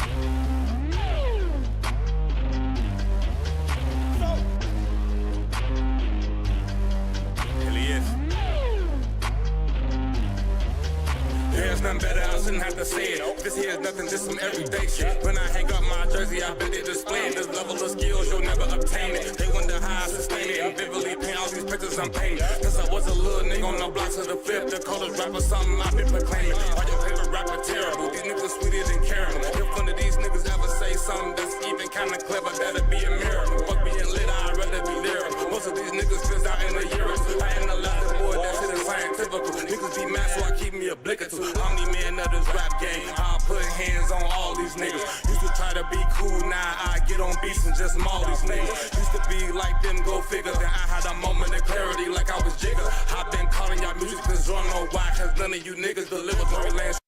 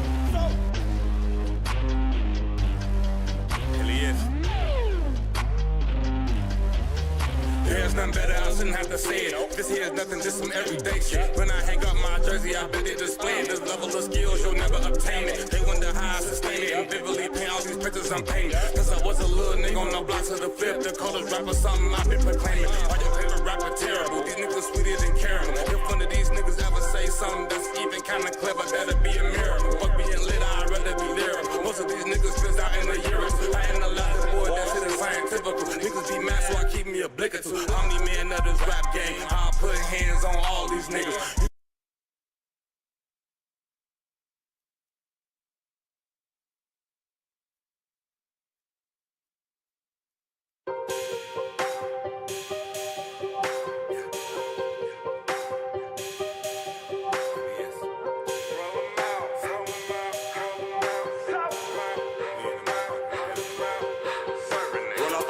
Serving, hop in the whip and I'm swerving. The boys stay clean, detergent. I shoot my shot like I'm Irvin. Only the team, no random. You nigga making me nervous. Cause I shoot my shot like a handgun. That's why I'm killing these verses. Pull out the aprons, be serving. Hop in the whip and I'm swerving. The boys stay clean, detergent. I shoot my shot like I'm Irvin. Only the team, no random. You nigga making me nervous. I shoot my shot like a handgun. That's why I'm killing these verses. Me and my team taking up while you thinking you close when the truth is you not even neighboring. I understand anybody can get it. We saw niggas and bitches, that shit is catering. Come in the function of all black fit, they asking who the fuck let Vader. I jump on the track and sprinkle a little bit of drip. That's just a little bit of flavoring. Balance that up like a tapering, but I'm not a barber. I thought you was sharp, I was sharper. I'm that shit that received so many packages, you thought that I worked at a harbor. I put this net to your back like a baka. When trying to get center, I practice my cop. I was trying to get some money, bitch, it's all about a dollar. Always a hustler, I guess I got it from my father. I shoot my shot and I switch up like Trey Young. Any song I do better than what they sung. I'm with my day ones and we ain't know nothing, but you saw some problems, might pull up and spray some. Heard you don't like me, but bet you don't say nothing. Don't leave my niggas, but still know that they coming. Pull like a beat, you about to get stung. All of you niggas is bumping your gums. The aprons be serving, hop in the whip and I'm swerving. The boys they clean, detergent. I shoot my shot like I'm Irvin. Only the team, no random. You nigga making me nervous. I shoot my shot like a handgun. That's why I'm killing these verses. Aprons on, heating that beat, stay in your place, sitting in that seat, no need to repeat my demands. I got flying feast in hand, one step in the wrong direction to ruin your plans. Get your style up before you step to the man. The one with the ability, causing a humiliation, got the agility, you can't see me admittedly. Flow a city, coming from the dark mist like Riddick. This ain't no pit, nigga, rock, I'll show you what the tick is. Of course I'll show you what the whip is. Only the team, stacking that paper, getting that cream. Pointing the gun, watch how they run, you can get caught underneath the sun. Stepping with your last breath, another lyric causing your death. Playing that game with no rep, slicing off head with stealth mode, losing all your health. You got whooping, I got the belts. You got whooping, I got the belts. Pull out the aprons, be serving. Hop in the whip and I'm swerving. The boys stay clean, detergent. I shoot my shot like I'm Irvin. Only the team, no random. You nigga making me nervous. I shoot my shot like a handgun. That's why I'm asylum. If there's no pressure, I apply some. This shit is dope, come try some. Knock your ass out, I'm Tyson. All of my senses are heightened. I got that ooze, I'm Ivan. Bitches at me like a siren. You been a rat, I'm a lion. You told them you can rap, you was lying. Don't you know we can hit you like we work at Verizon? The haters was lurking. I'm not a regular person. She tryna get her a Birkin. I said you better start working. Broke bitches make me nervous. It's getting this money, it's urgent. She said you look better in person. I said, bitch, you observing. I've been going crazy on motherfucking beats since I was a little nigga wiping snot on the sleeve. Had to cut shit off, watch niggas get cleaved. When I was young, I was pretty naive.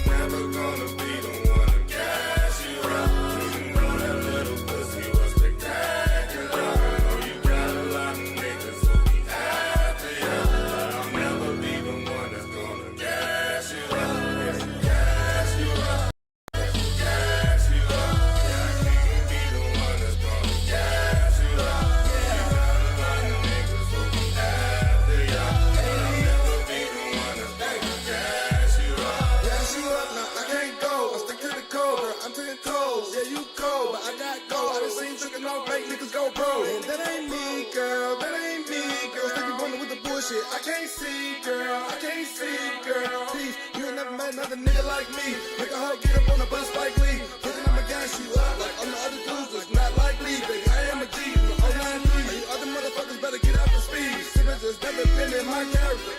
I barely know what it means. Spending all day smoking weed in Texas. Getting into bullshit with your best friend. Now you sleeping with the next friend. So why you think I should trick off the queen? I can't go, girl. I can't go, girl. Oh, hell no, girl. Is you slow, girl? Bitches that constantly look for attention.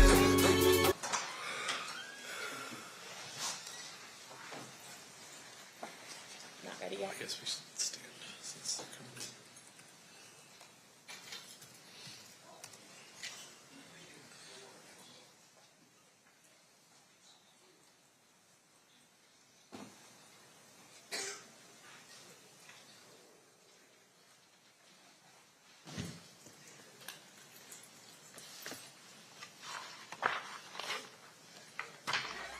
After jury.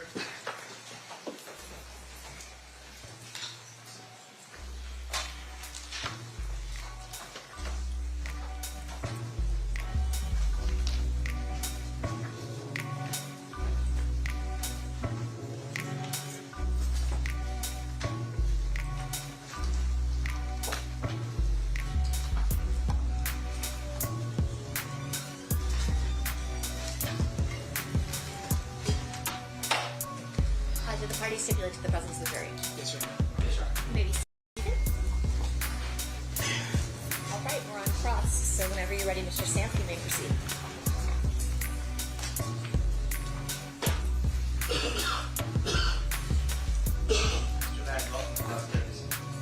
Thank you.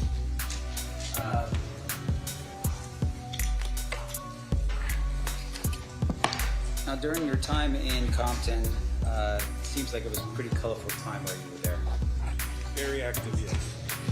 There's a movie called End of Watch. Have you ever watched that movie? Okay. Have you ever watched any movies at all from that time period? Like, say, I don't know what's out there. Any of the LAPD movies during that time period? Have you ever watched any of those? You have to be more specific. I know. I'm trying to figure out. There's another one out there besides End of Watch.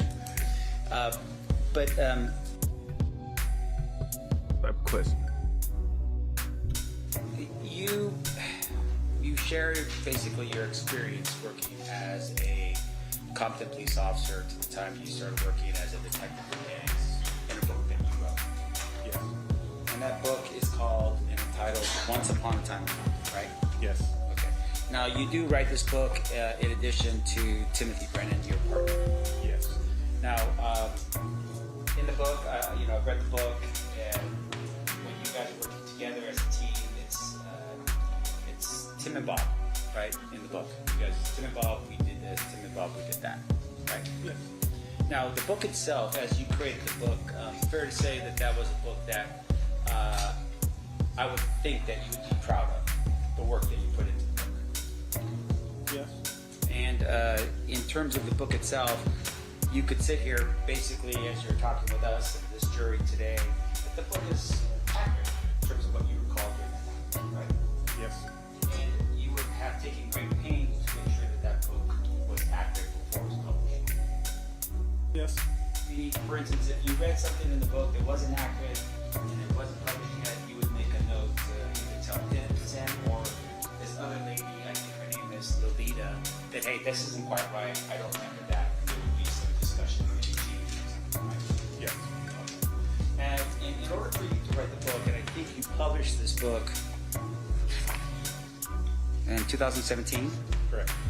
That was, and you started working for Compton in what year? 1983. So, and you start off in the book from 1983 on in terms of your experience working as a police officer in Compton, as well as Tim's experience working as a police officer in Compton, right? Yes. Did you, I would imagine you would have used notes and that kind of thing to help refresh your recollection and help remind you of certain events, certain cases, that kind of thing? Yes. Yeah, because in the book, for instance, there's a lot of different people you run into. There's a lot of different scenarios you run into as well, right? Yes. Most of it was based off our memories, but like with a search warrant or whatever, we could go back to a search warrant, look at that to refresh our memories. Right. Most of the stories are just from my memory. Yeah, and fair to say, of course, it's also Tim's memory as well. So something that you would remember, he would remember, and vice versa. And you go, oh yeah, I remember this now, and you would say, oh yeah, I remember that now, right? Yes. So part of the book, in essence, really is it's teamed up between you and Tim and Lolita writing the book for you. It's a collaboration. Collaboration. Okay. Now, did you write any of the book yourself? Basically, we got Lolita Files to write the book, told the story to her. Right, and so she actually wrote it, but it's our story. Right, and Lolita, meaning that this was an experienced writer that you recall, right, before she wrote the book? Absolutely. And when she wrote the book, can you tell us a little bit about Lolita, who she was as a writer? Yeah, she had several books that were published prior to that, and she was very up on the hip-hop scene. So when we got together, and we kind of just clicked, and we collaborated to write the book. And in terms of her background, so forth, did she go to school for that? I'm not sure. All right. And was she working as a journalist or a writer prior to you meeting her to write this book? Yes. Now, in addition to that, throughout the course of the book, you do put pictures in here, and pictures of you with darker hair and less of a goatee and more of a, looks like actually one without a picture of no facial expression whatsoever. It's a picture of you as a young police officer. Now, the purpose for these pictures in your book is really to help establish some of the things that were happening during that time period, so the reader could see visually what was going on, right? Correct. Now, in addition to that, in the book, you had put as well, and the book, the picture, the picture that I was looking at is this picture right here. You recall this picture? Yes. Yeah. So, and once again, it's just to show your experience while you were being a police officer in Compton, right? Yes. Now, in addition to that, though, you do put in the back of your book some documents that were documents that you used in furtherance of your job as a detective at some point, right? I don't really understand that question. Meaning, for instance, in the back of your book, you do put in here a map of the Compton area gangs, for instance. Yes. You also put in here, and the Compton area gangs for the jury, we're talking just to highlight how compact of an area the city of Compton was and how many different areas was claimed by different types of gangs. Fair? Fair. Okay. In addition to that, you also have included in here the affidavit, the search warrant that we just talked about before, right? This 40 area search warrant. Yes. You put that in the book as well. Yes. And just for the jury's edification here, for instance, none of the information in here is redacted, meaning it's not taken out by a black mark or anything like that, right? Correct. All right. And I'm not trying to get anybody in a position here for to be in trouble, but in essence, the book and the information that's in here was readily available for anyone who wanted to buy and read it. Correct. Okay. Now, in addition to that, did you have a publisher on this? At the beginning, we did, yes. Okay. And what do you mean at the beginning? Well, it was a publishing company, and we kind of had a little conflict with them, so we decided to leave them and self-publish. I see. And so with Lolita's help, once the book was finalized and you and Tim both felt good about the finished product with Lolita, then you just published it yourself. Yes. How does that work?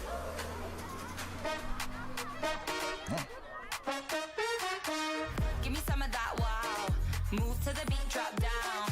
Feel it in your body, let it out. Give me some of that, give me some of that wow. Give me some of that wow.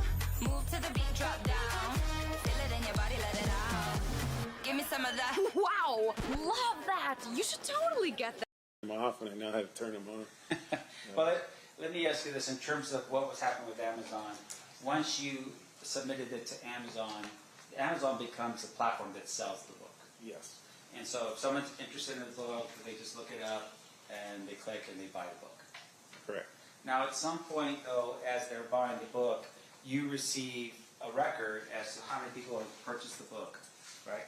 Yes. And how much money you and Tim and Lolita would potentially be making for the sale of each book.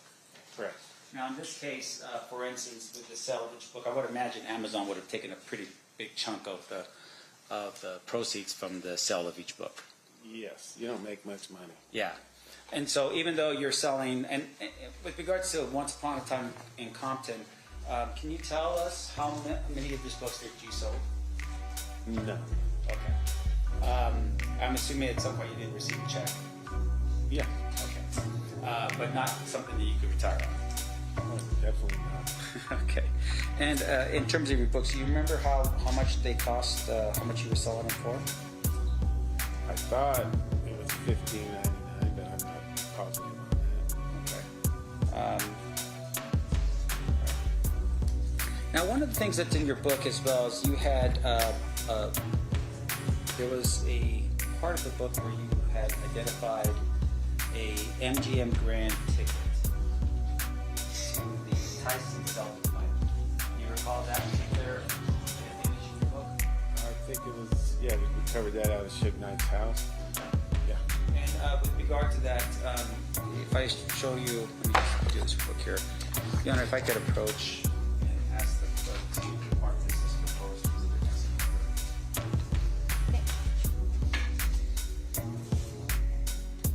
What is the next one? The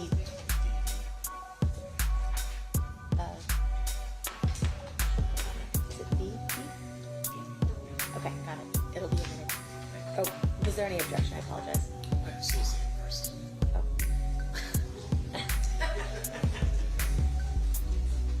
No objection. So a minute. There, put it on. You may. Do you recall this particular image in your book showing you what the marked as BB? Yeah, it looks like it, yes. Okay, that was a ticket stub, it looks like, to the Selden Tyson fight. Yes. On September 7th, 1966. Yes. And that ticket stub was located in Suge Knight's house. Yes.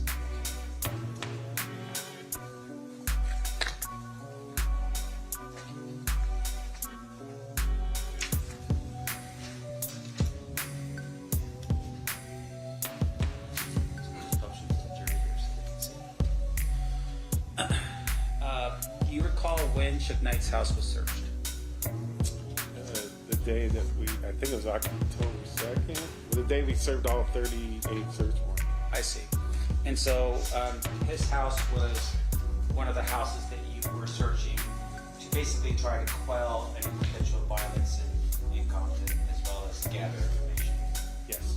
Now, with regard to this particular ticket, though, because it was captured, there was an understanding between all the police officers conducting all the searches at the same time that you were looking for information leading to the murder of Tupac that had occurred in September.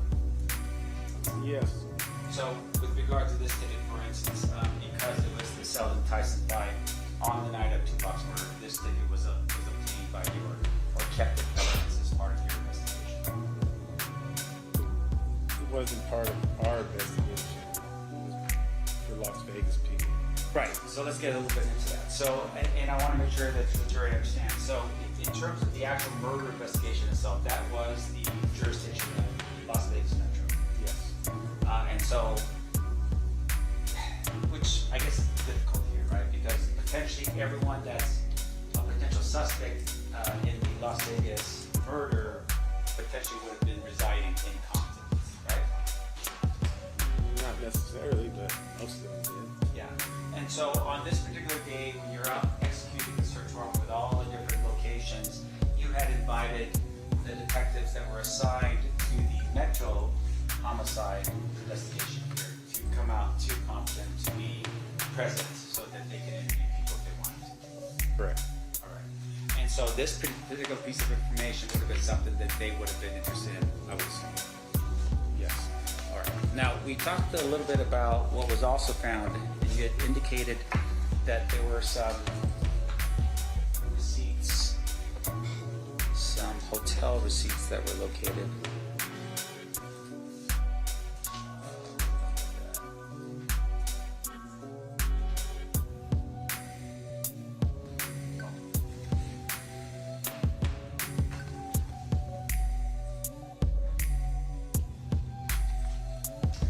I think the state had already presented this to the jury. What was the last exhibit? It's 161 and 162. It's just, that's the entire return for all of them.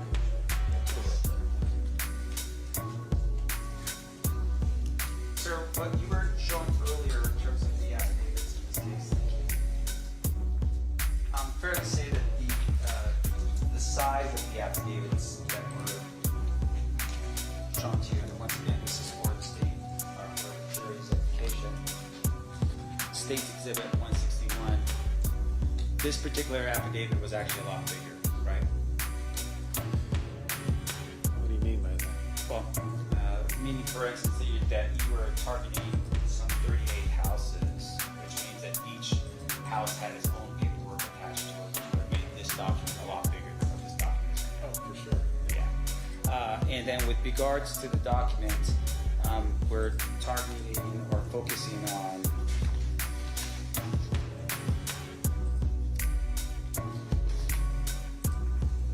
the first item here. Looks like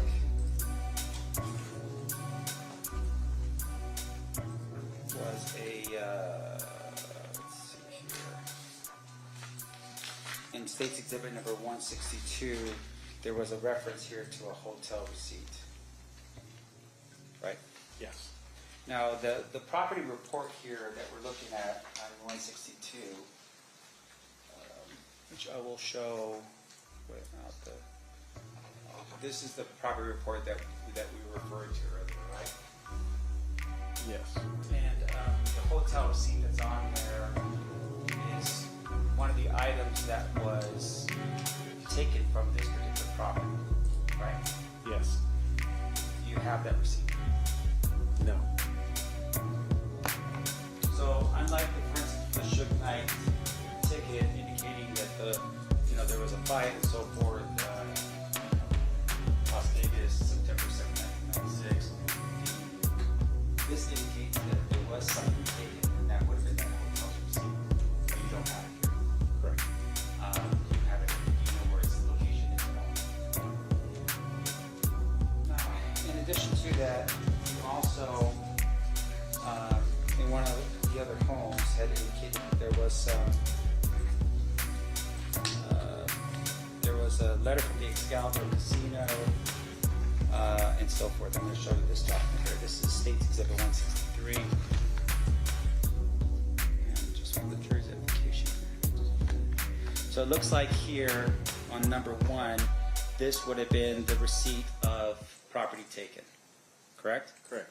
And underneath it here, number 1 would show a letter from Excalibur Casino addressed to Orlando Anderson, right? Yes. All right. Do you know the date of this particular document? It would have to be the same day of the search warrant. Well, I'm sorry. I'm talking about the letter itself. Oh, no. Okay. And do you have a copy of that letter? I do not know. All right. Do you know where that letter is? No. All right. The next part here looks like there's an envelope addressed to, once again, Orlando Anderson. And with regards to this particular document, do you have any indication of where that document is? No, it was booked into property. So. Right. And that's the same thing with number 3 on miscellaneous bills addressed to Orlando Anderson, right? Yes. None of these documents are addressed directly to Mr.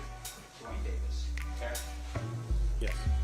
And once again, when you are searching and finding something like, for instance, the Suge Knight ticket, that document is carefully taken from the scene and put into evidence in a way that would preserve the chain of custody of something like that. Correct.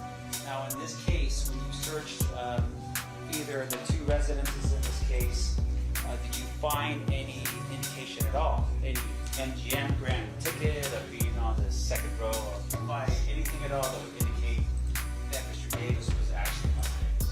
No. Now, in addition to that, we had talked a little bit about the second search warrant. And the second search warrant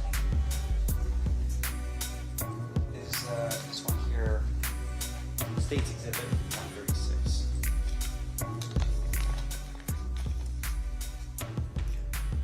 Now, when a search warrant is executed in California, at the time it's executed, is it confidential or sealed? Sometimes, yes. In this particular case, with this particular search warrant, was this search warrant sealed? Yes. And was it sealed up until the time that the search had been conducted? Yes. Okay. When did this particular search warrant become unsealed? I don't recall. Okay. Fair to say, though, that if someone's charged in a crime based upon the search warrants that are sealed, that search warrant would then be available for the defense to look at. Yes. And it would be unsealed at that point. Yes. And that would be the same, of course, with the search warrant that occurred at the beginning of October the year before, right? Correct. So in this case, with this particular search warrant here, this is dated as of May 27th, 1997.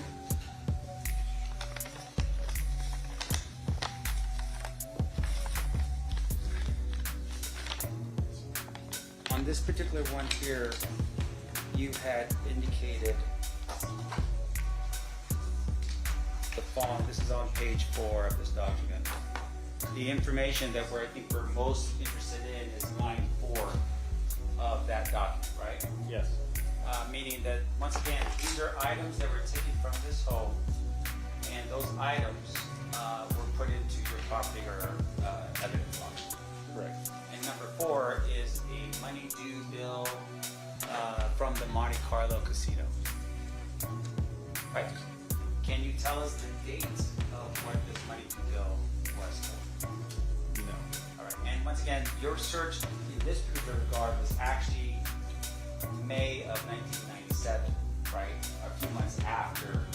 Quite a few months after the September 7th, 1996 shooting. Right. In addition to that, in terms of that money due, can you tell us, for instance, who that money due bill was addressed to? No. Now, there were some questions by the state on that issue about the fact that this was actually a search warrant investigating into the murder of Biggie Smalls. Remember that line of questioning from the state? But fair to say, of course, that even then, as you're conducting this kind of investigation, you are still thinking about the Tupac case, right? For sure. Yeah, you weren't just at that particular point forgetting that the Tupac murder even occurred. You're still thinking during that time period, if you run across something you think is relevant, you would have identified it, right? Correct. In addition to that, though, you would have identified it, you would have called Metro to say, hey, by the way, we got something there that will help you with the Tupac murder investigation. Fair? Fair. There's no reason why you wouldn't have done that? Not that I know of, no. Now, we talked a little bit about the size of some of the people that were involved here, and I think was it DeAndre Smith you said was a pretty big guy? Yes. All right. And you said he was like, what, 6'2", 6'3", and about 300 pounds, something like that, big guy? About 6'4", 300 pounds. Okay. Did he play any sports or any sports in that? I think he did. I'm not positive. Okay. What sport. Now, are you aware of an individual by the name of Terrence Brown? Yes. And was Terrence Brown one of the individuals that was potentially a suspect in the Tupac murder? Yes. All right. Now, with regards to Terrence Brown, can you describe for us how, like his size as well? Yeah. He's approximately a little shorter than you, and just medium build. So a good-looking guy. Back then. I'm sorry? I don't know about that, but so it's a little bit shorter than me and about my size. right. Okay. Let's just put it down as I'm 6'2", so that's like I'm just kidding, 5'8" and something else. And then in terms of the at the time with Terrence Brown, you are aware that Terrence Brown actually dies in what 2015. Yes. And when he dies, do you know how he dies? Yes. How did he die? He was at a marijuana dispensary in Compton, and a robbery occurred, and he got killed during the robbery. So, based upon the way he was murdered in that case, no indication that that was some type of retaliation for the murder of Tupac in 1996, or something? No. In addition to that, in 1996, I apologize. With regards to DeAndre Smith, do you know when he passed? 2004, and he died of medical complications. Right. And as far as you know, nothing that would have been associated with any type of retribution or revenge for the murder of Tupac Shakur. Correct. Now, Orlando is the one who passes away relatively quickly after the shooting. Yes, approximately a year and a half. Right. And in terms of how he passes, he was shot and killed? Yes, you want me to tell you what happened? Please. Orlando Anderson was with his best friend Michael DeRoe. They were at a burger stand in Compton, and across the street from the burger stand there was a car wash. Orlando Anderson recognized the people at the car wash. There was 3 people sitting in the car, and he recognized one of them that owed him money for some narcotics that he didn't pay him for. So Orlando Anderson took it upon himself, and he initiated the confrontation. He drove up to the car and he exited with a gun. However, one of the persons in the other car, they had a gun too, so they had a shootout at the car wash. And then when the smoke cleared, Orlando Anderson was killed during the shootout, as well as 2 other people in the other car were killed. And in terms of the 2 other people in the other vehicle, were they both Crips? Yes. So it wasn't a blood on Crip sort of shootout? No. It was just over money and drugs? Yes.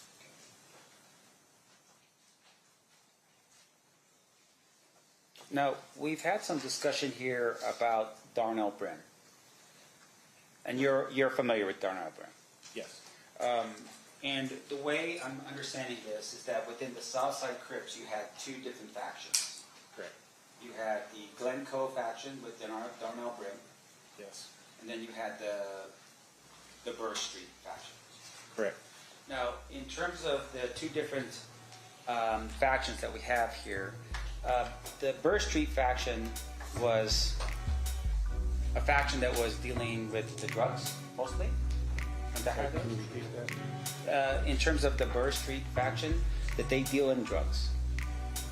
That was one of the things that they were involved in, yes. Yeah. And in terms of the other faction, we talked a little bit about Darnell Brin. He was a shot caller. Correct. And he was a violent person. Yeah, the potential of being a violent person, yes. Well, do you recall in your book describing him as a very violent person? I don't recall that, but if it's in there, it's what I said. And once again, it would have been something that if it wasn't true in your book, you would have corrected it. Yeah, I'm not saying he wasn't a violent person. Yeah. He has definitely has the potential to be a violent person.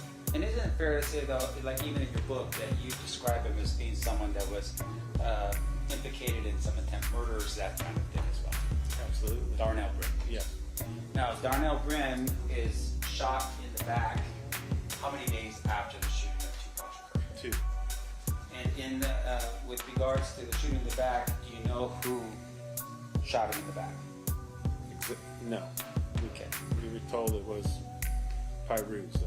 Right. And would that fall more into the idea of what you're saying about retaliation in this case?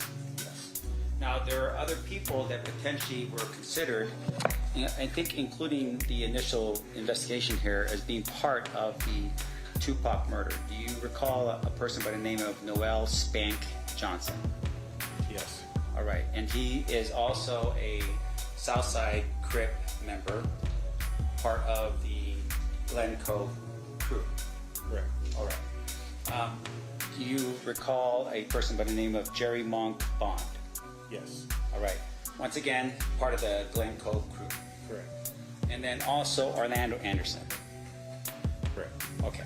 So those individuals at some point were considered to be potentially involved in the murder of Tupac Shakur, correct? Yes. Okay.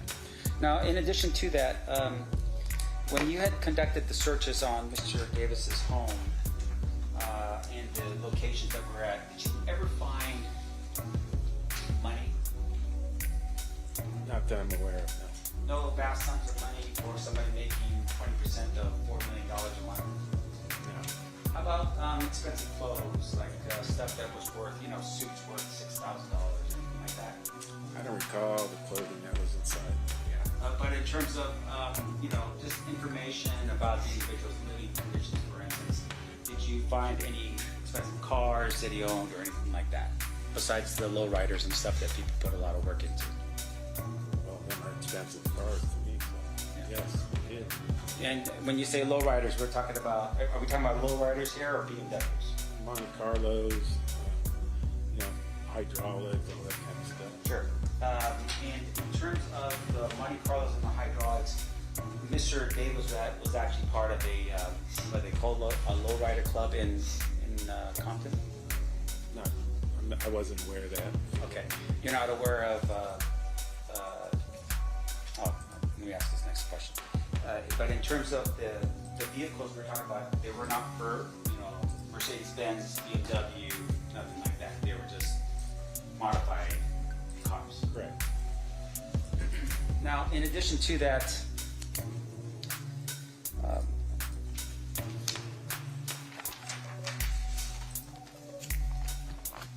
does your, going back to your book, do you have anything in here, like a disclaimer that says that, hey, we can't verify the truthfulness of the book at all? I'm not sure. All right. If you were just to review the book real quick, just to tell me if there is anything like that, would that help your Yeah, honestly, I wouldn't even know where to look. It should be in the front because it'll be a bit warm. You want to check it out? No, there's nothing in there to that effect then. And would it be...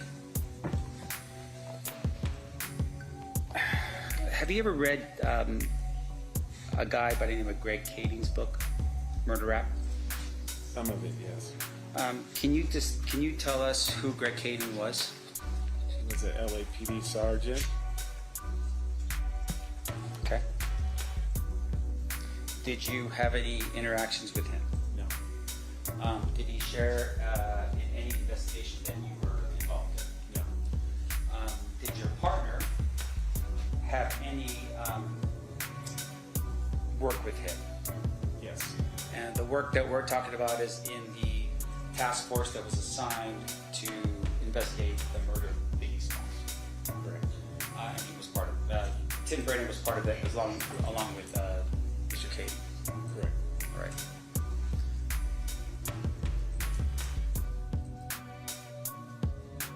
Now, we had shared a little bit about the swallowing up of Compton PD by the LA Sheriff's Department. You call it swallowing up. I call We received a claim about a lost ring. We could have just written a check, but I wanted to try to find it.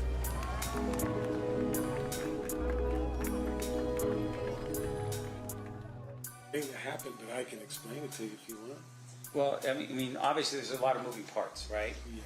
The absorption or dismantling of a police department is a very unusual thing, right? Yes. And so in order for that to happen, if I can just cut right to the chase with you, was there corruption going on within the department that caused the absorption of the department back to the sheriff's department? No. Okay, then what was it that caused it? It was the mayor, Omar Bradley, at the time, was being investigated by the FBI. He found out that he was being investigated by the FBI, and he blamed our chief. Right? So what he did is he put our chief and a captain off on administrative leave, and he made some allegations of missing narcotics. Now, these guys were two 30-year veterans with prestigious careers. Our department elected to do a vote of no confidence against the mayor. And this really pissed the mayor off. And he went to the city council and they voted to bring in the sheriffs. And they never asked the citizens if that's what they wanted. He just did that upon himself. Now, there was a long investigation regarding the stolen narcotics, and our two captain and chief were exonerated. There's a 60-page report on it, and it was resulted in one Hispanic narcotic officer was taken to narcotics, and he was dealt with. So the bottom line is, we lost our police department, 112-year-old police department. Omar Bradley ends up getting arrested and convicted, so everybody lost here. And as a result of that, I think you told us earlier, you didn't stay in the city of Compton, or you got reassigned to another city. No, I stayed in the city of Compton for a year, and then I elected to go to another agency. I see. All right. And then, while you were there, the other thing that you did, and you shared with us a bit about the fact that you were very well versed in the gang culture in Compton, right? And in terms of the well versed, meaning that you can identify and see patterns of behavior that would indicate to you maybe gang activity, for instance, right? Yeah. And that would also include how a person dresses. We talked a little about I watch it. Like, for instance, even like the way a person dresses in the live, right? That would help you determine maybe potentially that person's associated with the type of gang. Yes. Like in this case, no. No. All right. But with regards to the way it's set up, though, is that did you at any point ever determine that Tupac Shakur was a member of the gang? No. Why not? Because he wasn't. And when you say that, I mean, obviously he's associated with the mob or with the Death Row label. Correct. And he was also at that particular point hanging around with Suge Knight. Correct. And Suge Knight wasn't identified Mob Piru or an associate of the Mob Piru. Correct. As well as other people who were Mob Piru, like Mob James, for instance, that was in that association. Yes. His entourage were all Mob Piru gang members. Okay. But you're telling us right now that Tupac was not a gang member? No. Just because he was hanging around these people did not make him a gang member? Correct. Now, fair to say, of course, that even in the Death Row record label, there were actually Crips that were assigned, that were part of that label as well, right? Yes. That would have been Snoop Dogg? Correct. That would have been Dr. Dre? Not sure about Dr. Dre. How about, who's the other one that I'm thinking of? Is it Eazy? He was associated with that record label. I don't think he was. You tell me, because I'm just I'm trying to figure it out. But fair to say though that within business, it wasn't about a color as much as it was about money, right? You're making money, and so you're not isolating one segment of the population from the other in terms of your product. Right. Okay. Now, with regards to Mob James at that particular point, you had told us that you believed he was an OG at the time. Did Mob James have any indication for violence? I never investigated for any violence because he was in jail when I was, most of the time that I was in patrol and in the gang unit. And I don't know exactly when he got out, but when he got out, he was already older. He didn't really hang out with the younger gangsters. I see. And with regard to this retaliation thing we talked about, you said there was some concern that once the shots were fired and Tupac was hit, that there was concern that there was going to be some type of gang war back in Compton, right? Yes. Now, you shared with us a little bit how this worked. You were asleep in bed, and you get a call early morning from Reggie Wright Sr. I don't recall if I was asleep in bed, but I was at home. Okay. And can you tell us what time that you received the call from Reggie Wright Sr.? I don't recall. A long time ago. Okay. But would it have been still that evening or that night? Yes. Not the next morning or anything like that? And the reason why he would have called you is because he was your direct boss? Yes. Now, in addition to that, you had also mentioned that there was this retaliation. The shootings that occur after, you have, is it Mr. Brim's was the first shot fired between the Maud Piru and the Southside Crips? Was he the first one shot? Darnell? Yeah. Yes. And then after Darnell, who was the next person shot? I believe it was the next day at 713 North Bradfield. I believe 2 people were shot, and that's in Piru territory. You know if they were Piru? They were. They were. And do you know who shot them? No. Right. Now, with regards to the Darnell Brim, do you know who shot him? No. Now, in terms of the 2 Piru that were shot the morning after Mr. Brim, do you know how the order was given out for these people to be shot? No. So, no phone records, for instance, from Mr. Davis indicating that he wanted these people shot or anything like that? Correct. Now, after the 2 Piru were shot, what happened next? I believe later on, another person was shot at Pine and Bradfield in Mob Piru territory. And was that person a Crip or a Blood?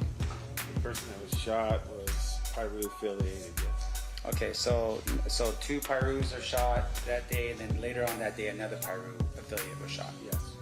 All right, and do you know if that was an order that was given out by anybody to shoot that Piru?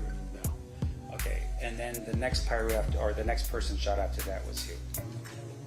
I don't recall the name, but I believe it was at 80 something South Ward Street. Was that's that in Crip territory? And so that person was a Crip? Yes. All right, and that shot occurred when did that shooting occur?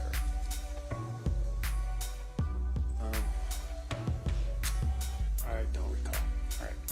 And as far as you know, this is happening over the course of maybe there was 10 days. I think that was how it was framed. It was against a 10-day war in Compton. Yes. But fair to say, it may have been a little bit longer, like maybe 13 days, right? No. Okay, so let's say this. So if we go with 10 days in this, any proof at all that we can show this jury that Mr. Davis ordered any of the shootings to occur in this case? No. Now, in addition to that, the idea here behind the shootings, we go back to the Lakewood Mont, right? Sure. Is the Lakewood Mall incident in your mind the sort of the definitive act in which the war is now declared between the Mob Piru and the Southside Crips? That was the first incident that sparked this whole back and forth thing. Yes. Now let me ask you this: did it really happen? Yes. Okay. Now in your book, you identify it as happening at the Lakewood Mall. Yes. And it happened in a Foot Locker. Yes. Now, do you have any indication at all of a police report or a call for 911 to the area on a fight that occurs at the Lakewood Mall that day? No. No. Do you have indication at all from the security people at the mall where they would have written up a report that said, hey, we had an altercation here at the Lakewood Mall? I don't think a report was generated by the security officers, no. Okay. Now, fair to say, of course, there's been some description of that brawl being the kind of brawl that actually required Foot Locker to redo their entire inside because it just destroyed the inside. Do you recall anything like that? I never heard anything like that. I just know there was a fight at the Foot Locker. Right. You heard there was a fight, but you never made any effort, for instance, and it's not your job because it's Lakewood, right? Correct. But in essence, no verification that even Foot Locker was contacted to say, hey, did a fight break out over here on this neighborhood? Nothing like that. Don't recall. So in essence, what we have right now is what you had heard from people on the street as to what happened at this Lakewood Mall incident, right? Yes. Now, some people, I would assume, thought that the shooting of Tupac was in retaliation, or maybe the fight of Tupac and Orlando was in retaliation for what happened at Lakewood. But as you're sitting here right now, you don't have any actual proof of the Lakewood Mall incident actually occurring. No. Yeah. Now, in addition to that, we had heard from you a little bit about. I'm sorry, I just have to make sure I got my notes here. We talked a little bit about your identifying of a shot caller, right? Now, a shot caller is somebody who basically tells people what to do. Yes. And you had said that the shot caller is somebody that if an order is given to one of the other lower people on the totem pole, they have to follow that order. Correct. All right. And in this particular regard, you don't know, for instance, what happened in Las Vegas, who did anything in terms of a shot call or anything like that, right? I don't understand the question. Meaning you don't have any proof for us today that says that, first of all, even if TPD was in Las Vegas, right? You don't have any proof of that. On the mission. Besides the admission, you don't have any actual physical evidence that supports that, right? Correct. And then in terms of his admission, did you ever verify what he was telling people to see if what he was saying was true? As far as what? Being in Las Vegas. Did I? Yeah. No. Okay. So in terms of the information that was given, you're just saying that because Mr. Davis was a drug dealer and maybe had provided money for the Southside Crips or something like that, that because of that, he is a leader in the Southside Crips. Well, there's more to it than that. Sure. But I just want to make sure I'm clear about something here. In terms of your investigation in this case, did KPD ever order a hit on anybody before or after the shooting of Tupac Shakur? Not that I know. I have no further questions. Thank you.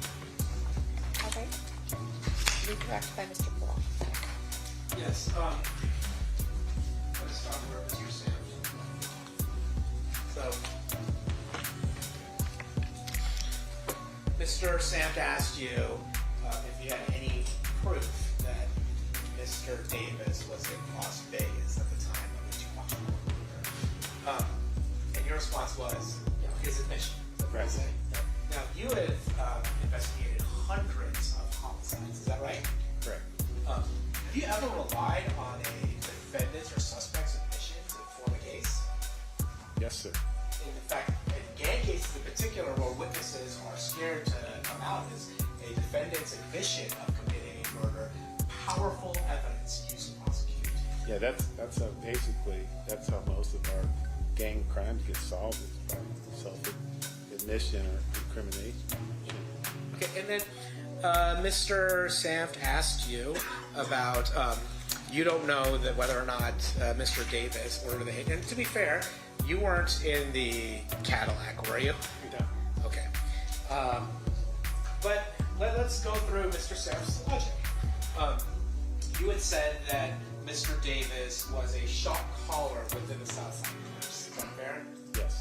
And then let me pose this to you. If using Mr. Davis's images, Mr. Brown, Terrence Brown, DeAndre Smith, and Orlando Anderson, and Mr. Davis are in a car, who is the leader in that car?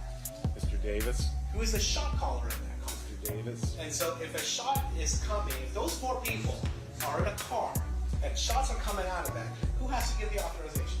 Mr. Davis. So if Mr. Davis is in the Cadillac, he's the one calling that shot. Absolutely. If he tells them not to do it, say let's handle this back in Compton, they wouldn't have had a shooting. If he sanctioned it, then there'd be a shooting. And Mr. Orlando Anderson, he was what you had called a gangster, right? Absolutely. So he would be the person that would have to listen to Mr. Davis. Yes. And so was it in your experience, knowing the roles of everybody in that vehicle, could Mr. Anderson shoot that gun with Mr. Davis in the car without Mr. Davis's permission? No.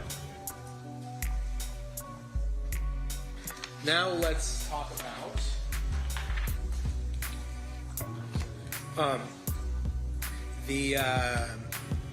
your book. When was your book published?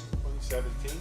Okay, so that would be well after Mr. Davis's proffer statement, correct? Correct. Be well after his 2009 statement to the Las Vegas Metropolitan Police Department. Correct. And it might be contemporaneous, we don't know, to the time of his statement to the death penalty. Correct. Regarding the, I want to talk a little bit about the LA Sheriff's Office absorbing the Compton Police Department. Is it fair to say that a function of that transfer was that some of the evidence that was retained from those search warrants just were, for lack of a better term, lost? Yes. I mean, I didn't know it at the time. I mean, we just switched police departments, and they absorbed us, and they kind of were responsible for all the evidence too. So I don't know what happened to it after we got absorbed by the sheriff's department. Mr. Sanft mentioned Reggie Wright Sr. to you. Did Reggie Wright Sr. ever ask you to work on behalf of the Mob Pirates? No. Did you ever work on behalf of the Mob Pirates? Never. Talking about the Burris Street faction, Mr. Sanft mentioned that Mr. Sanft asked you some questions about the Southsiders. Darnell Brim was actually in conflict with the Burris Street crew. Is that fair? Yes. But Michael Giroux was a member of the Southside Compton Crips, the Burris Street crew. Is that fair? Yes. He went by Little Owl. Is that right? That is correct.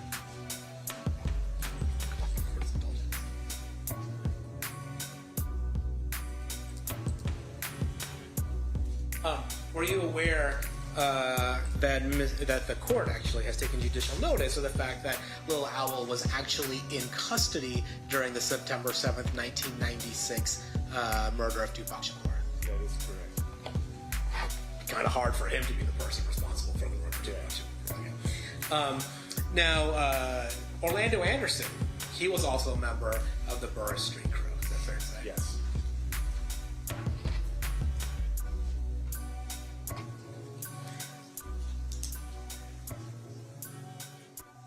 And we had talked about before, Corey Edwards was a member of the Southside Compton Crips Burris Street crew. Is that yes. fair? Lucille Pessimist. Reed Cross, Mr. Sanft. Thank you, Honor.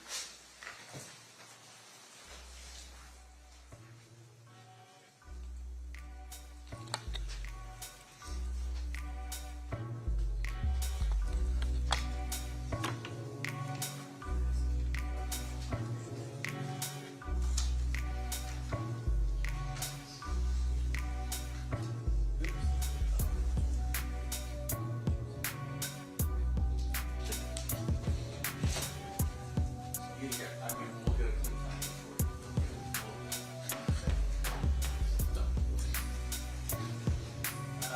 Just a couple things, sir. In terms of the publication of your book, can you tell us, you said that was accurate, right? Yes. Tried to be. I'm sorry? I tried to be. No, and it's fine. I'm not. We're not really gonna knock it. I just want to know that at some point in here you do identify Mr. Davis as Keefe D. Correct? Yeah. Do you recall the spelling of his name in the book? No. Do you recall how you spelled his name? No. Would review of your book help you in terms of how you spelled his name in the book? Sure.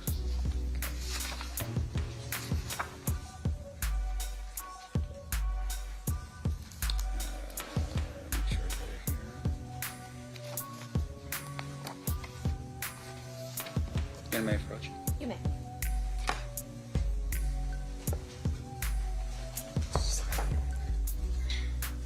Okay. And just for the record, how did you spell his name in the book? Keefe. Right. And do you have any reason to doubt the accuracy of your spelling of his name? I couldn't even spell. I don't know. Yeah. I don't. Okay. No, go ahead. No, but in terms of, for instance, I would imagine during the time period that that's not a usual name, Keefe. No. And you would have learned that that name Keefe was more of a nickname. Correct. It wasn't his birth name, for instance. Correct. And in terms of that name itself, you would have had, like, say, for instance, field interview cards. If you ever ran across individuals, you would put their names down, and maybe their monikers or their street names or their nicknames, for instance. Correct. Did you ever fill out a field interview card for Mr. Davis? I don't think I ever did. No. Yeah. And once again, these field interview cards that you would have used are cards that would help law enforcement identify people that potentially are gang affiliated. Yes, it does help. Yes. Yeah. And what usually would happen, I would assume, is that when you happen upon someone that you're speaking to and you identify him to be maybe a member of the gang, you would write out information about him, including his nickname and so forth, on a card that would help other law enforcement know whether or not they're affiliated with the gang or not. Correct. And so in this particular regard, though, you being the detective for the gang unit in Compton, which according to your book was actually very small. At some point it starts out with you and Tim as being the main gang detectives on in Compton. Yes. And so you had a lot of people to go through, but even then you don't recall ever filling out a field interview card identifying him as a gang member. No, but he self-admitted it to me. I mean, we go out there. That's all. I see the same people every day because Compton's such a small city. So every time I saw someone, if I stopped and filled out a field card, that's all I'd be doing. So I talked to these guys and they self-admitted to me. They tell me their nicknames. And that's what happened with Mr. Davis and I. And fair to say again, once again, this is a form of keeping records, right? Is that if you ever have a police officer who's not with your same knowledge and experience on those streets, they can look at those field. They'll question your legacy until you bury them in their prime. Put the debate to... Any redirect? Yes. Redirect, actually. With regards to Mr. Davis, did he ever hide the fact that he was a member of the Southside Compton Crips? No. Was he actually quite open and proud of the fact that he was a member of the Southside Compton Crips? Objection to that speculation and Okay, I'll actually rephrase. Okay, Did so Mr. Davis evince behavior that made you believe that Mr. Davis was proud of being a member of the Southside Compton Crips? Yes. And to your knowledge, did he ever hide being a member of the Southside Compton Crips? No, whenever I would see Mr. Davis, he'd always be in the company of other Southside Crips too. And did he ever self-identify as a member of the Southside Compton Crips? Yes.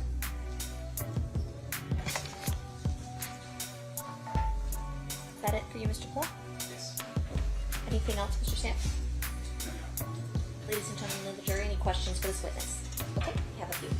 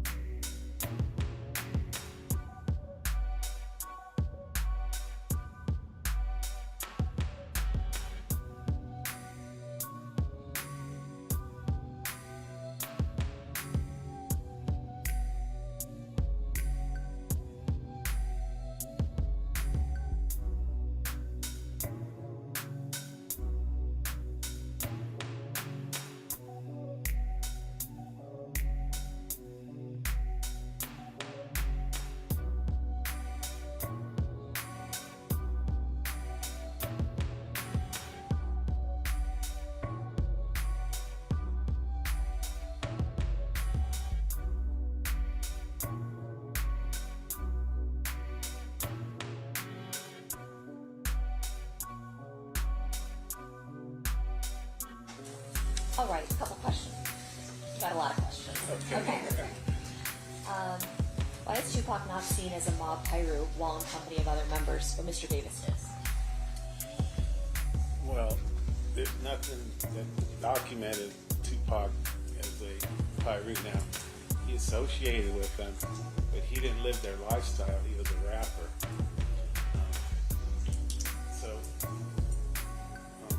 He did show some allegiance to the mob pyro. However, he wasn't active. He wasn't out in the streets gang banging or whatever. He was this rap mogul, and I think he liked that lifestyle.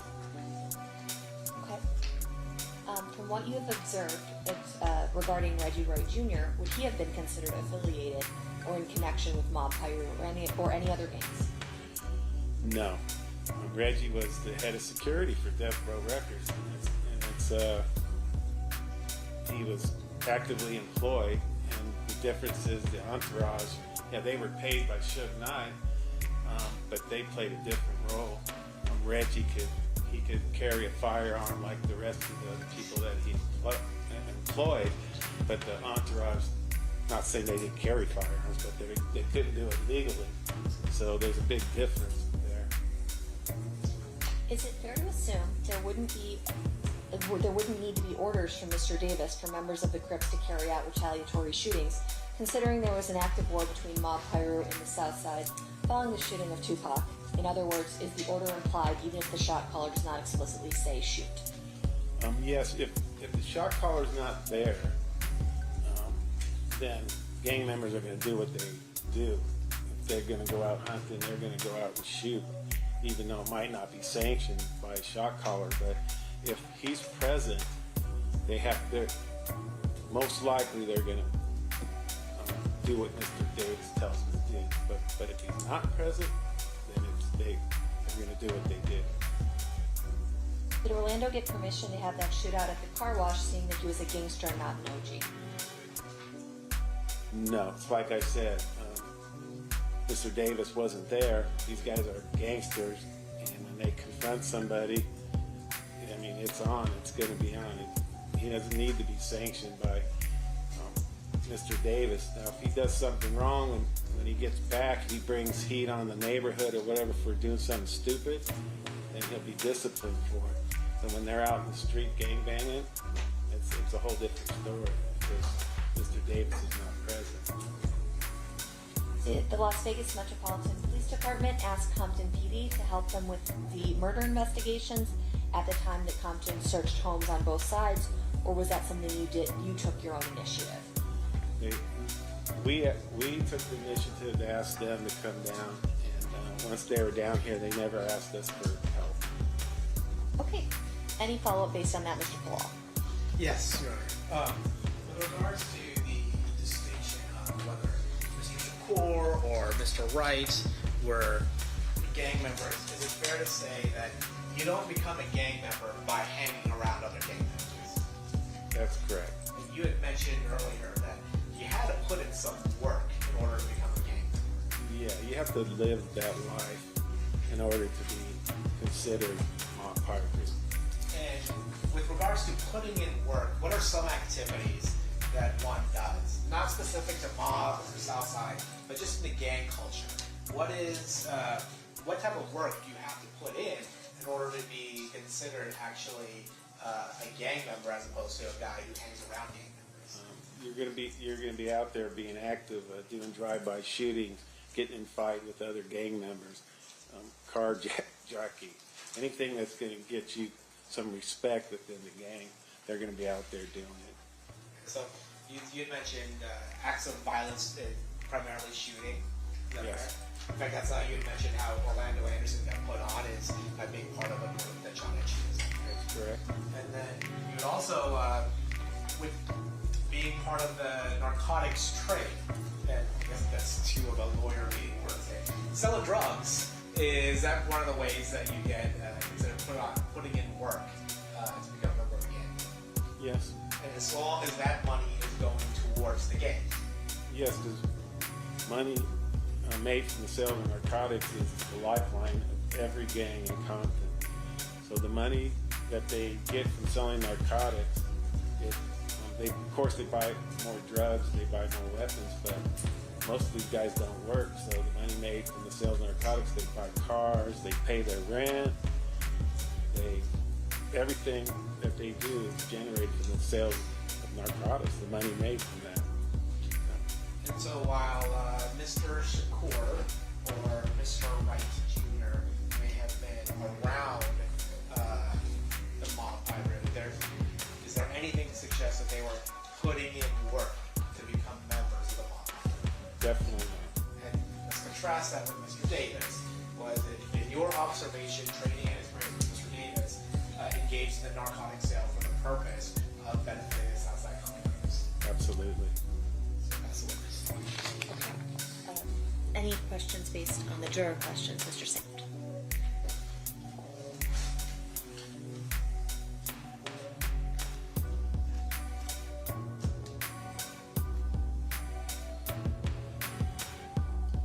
No, yeah. Okay, thank you so much for being here. You are excused.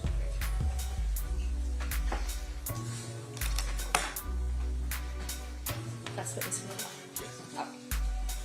Ladies and gentlemen, this is our last witness for today. We are going to recess for the evening. During this recess, you are admonished not to talk or converse amongst yourselves or with anyone else on any subject connected to the trial, or read, watch, or listen to any report or commentary on the trial of any person connected with this case by any medium of information, including without limitation, newspaper, television, internet, and radio, or form or express any opinion on any subject connected with the trial until the case is submitted to you. We'll see you guys back here at 1 p.m. For further presentation of evidence. Please rise to the jury.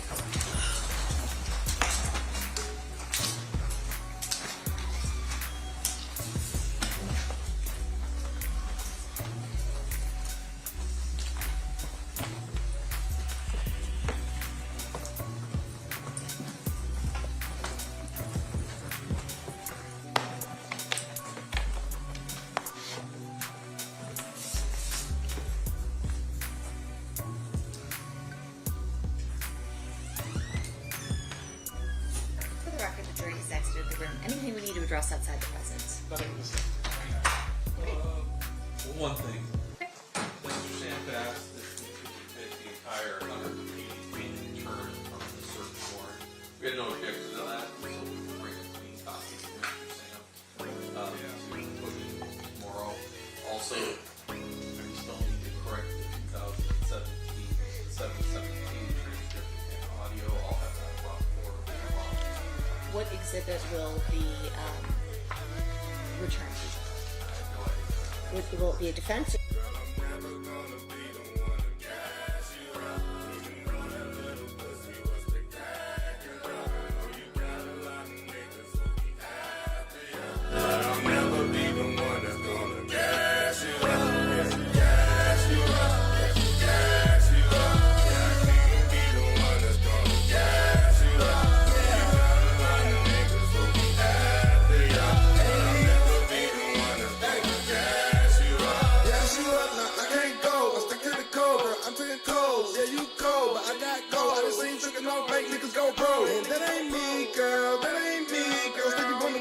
I can't see, girl. I can't see, girl. Please, you ain't never met another nigga like me. If I hope you up on a bus like me, giving them a gas, you up like I'm not a dude, it's not like me, baby. I am a G. I'm not me. Other motherfuckers better get up to speed. This is never really my girl. I got to know what it means.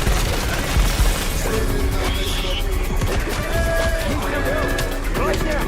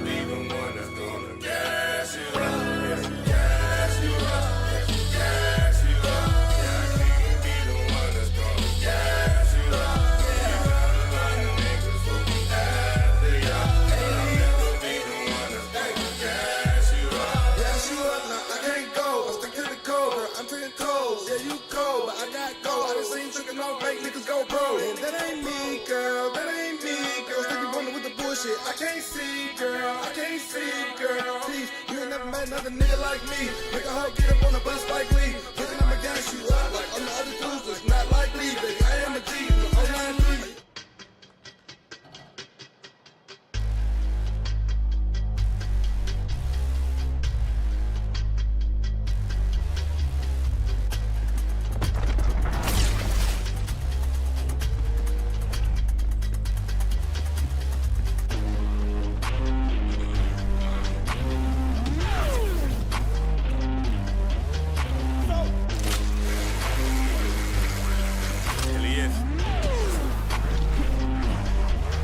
There's nothing better, I shouldn't have to say it. This here is nothing, just some everyday shit. When I hang up my jersey, I really display it. This level of skills, you'll never obtain it. They want the highest in the air, I'm really down, some pictures I'm proud. Cause I was a little nigga on the block to the fifth. They call the driver something like this.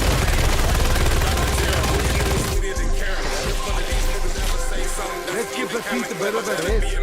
Fuck being lit, I'd rather be there. Most of these niggas just out in the years. I ain't a lot of boy, that shit is scientific. Niggas be mad, so I keep me obligatory. I'm the man of this rap game. I put hands on all these niggas. Who's all being I get on beats and just maul these things. Used to be like, didn't go bigger. I'm on the clarity like I was Jigga. None of you niggas deliver to the land, spin in the foot, make them top down. Cause a girl up on me in the morning like a gap band. I break it down like a crack.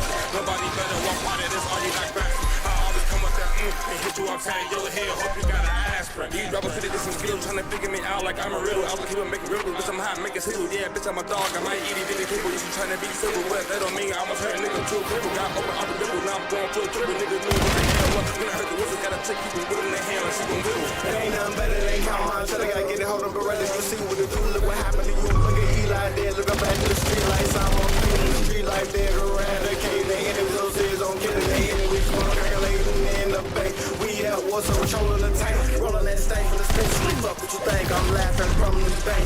SOKE pulling that right. You can catch me with your girl at the right. Looking at her head while she show me strength. No, I'm full of attention, give me that dental. Don't get mad when I pull up in the red on hardcore. Ready to jump and land and sleep. I'ma just my parkour. This baby blowing your brain from the skull. Saying CBS of fools. Don't follow game by the rules. Scramble back, course. Travel up, course.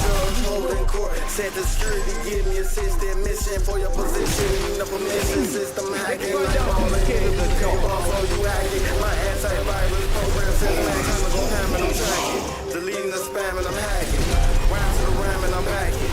Down to more time and I'm racking. It's the TNT me that's explode. Playing assist on lows. So stay tuned to the next episode. Taking the green down the road. I will roll over. So don't give them a hold. Go around the city saying bitch I'm a pro. CHICAGO. PIMP grow. SOKE go.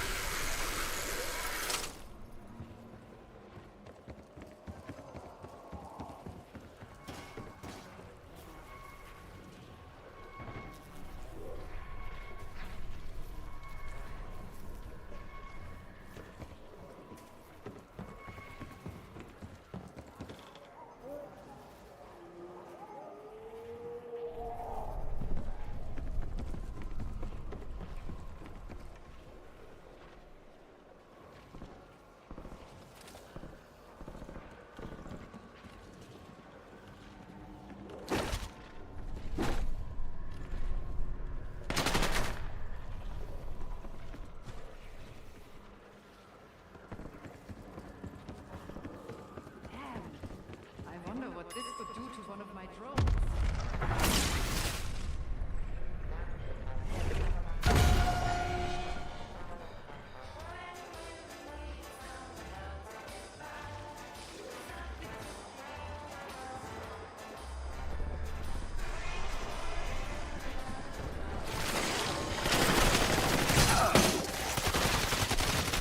I know I couldn't do this.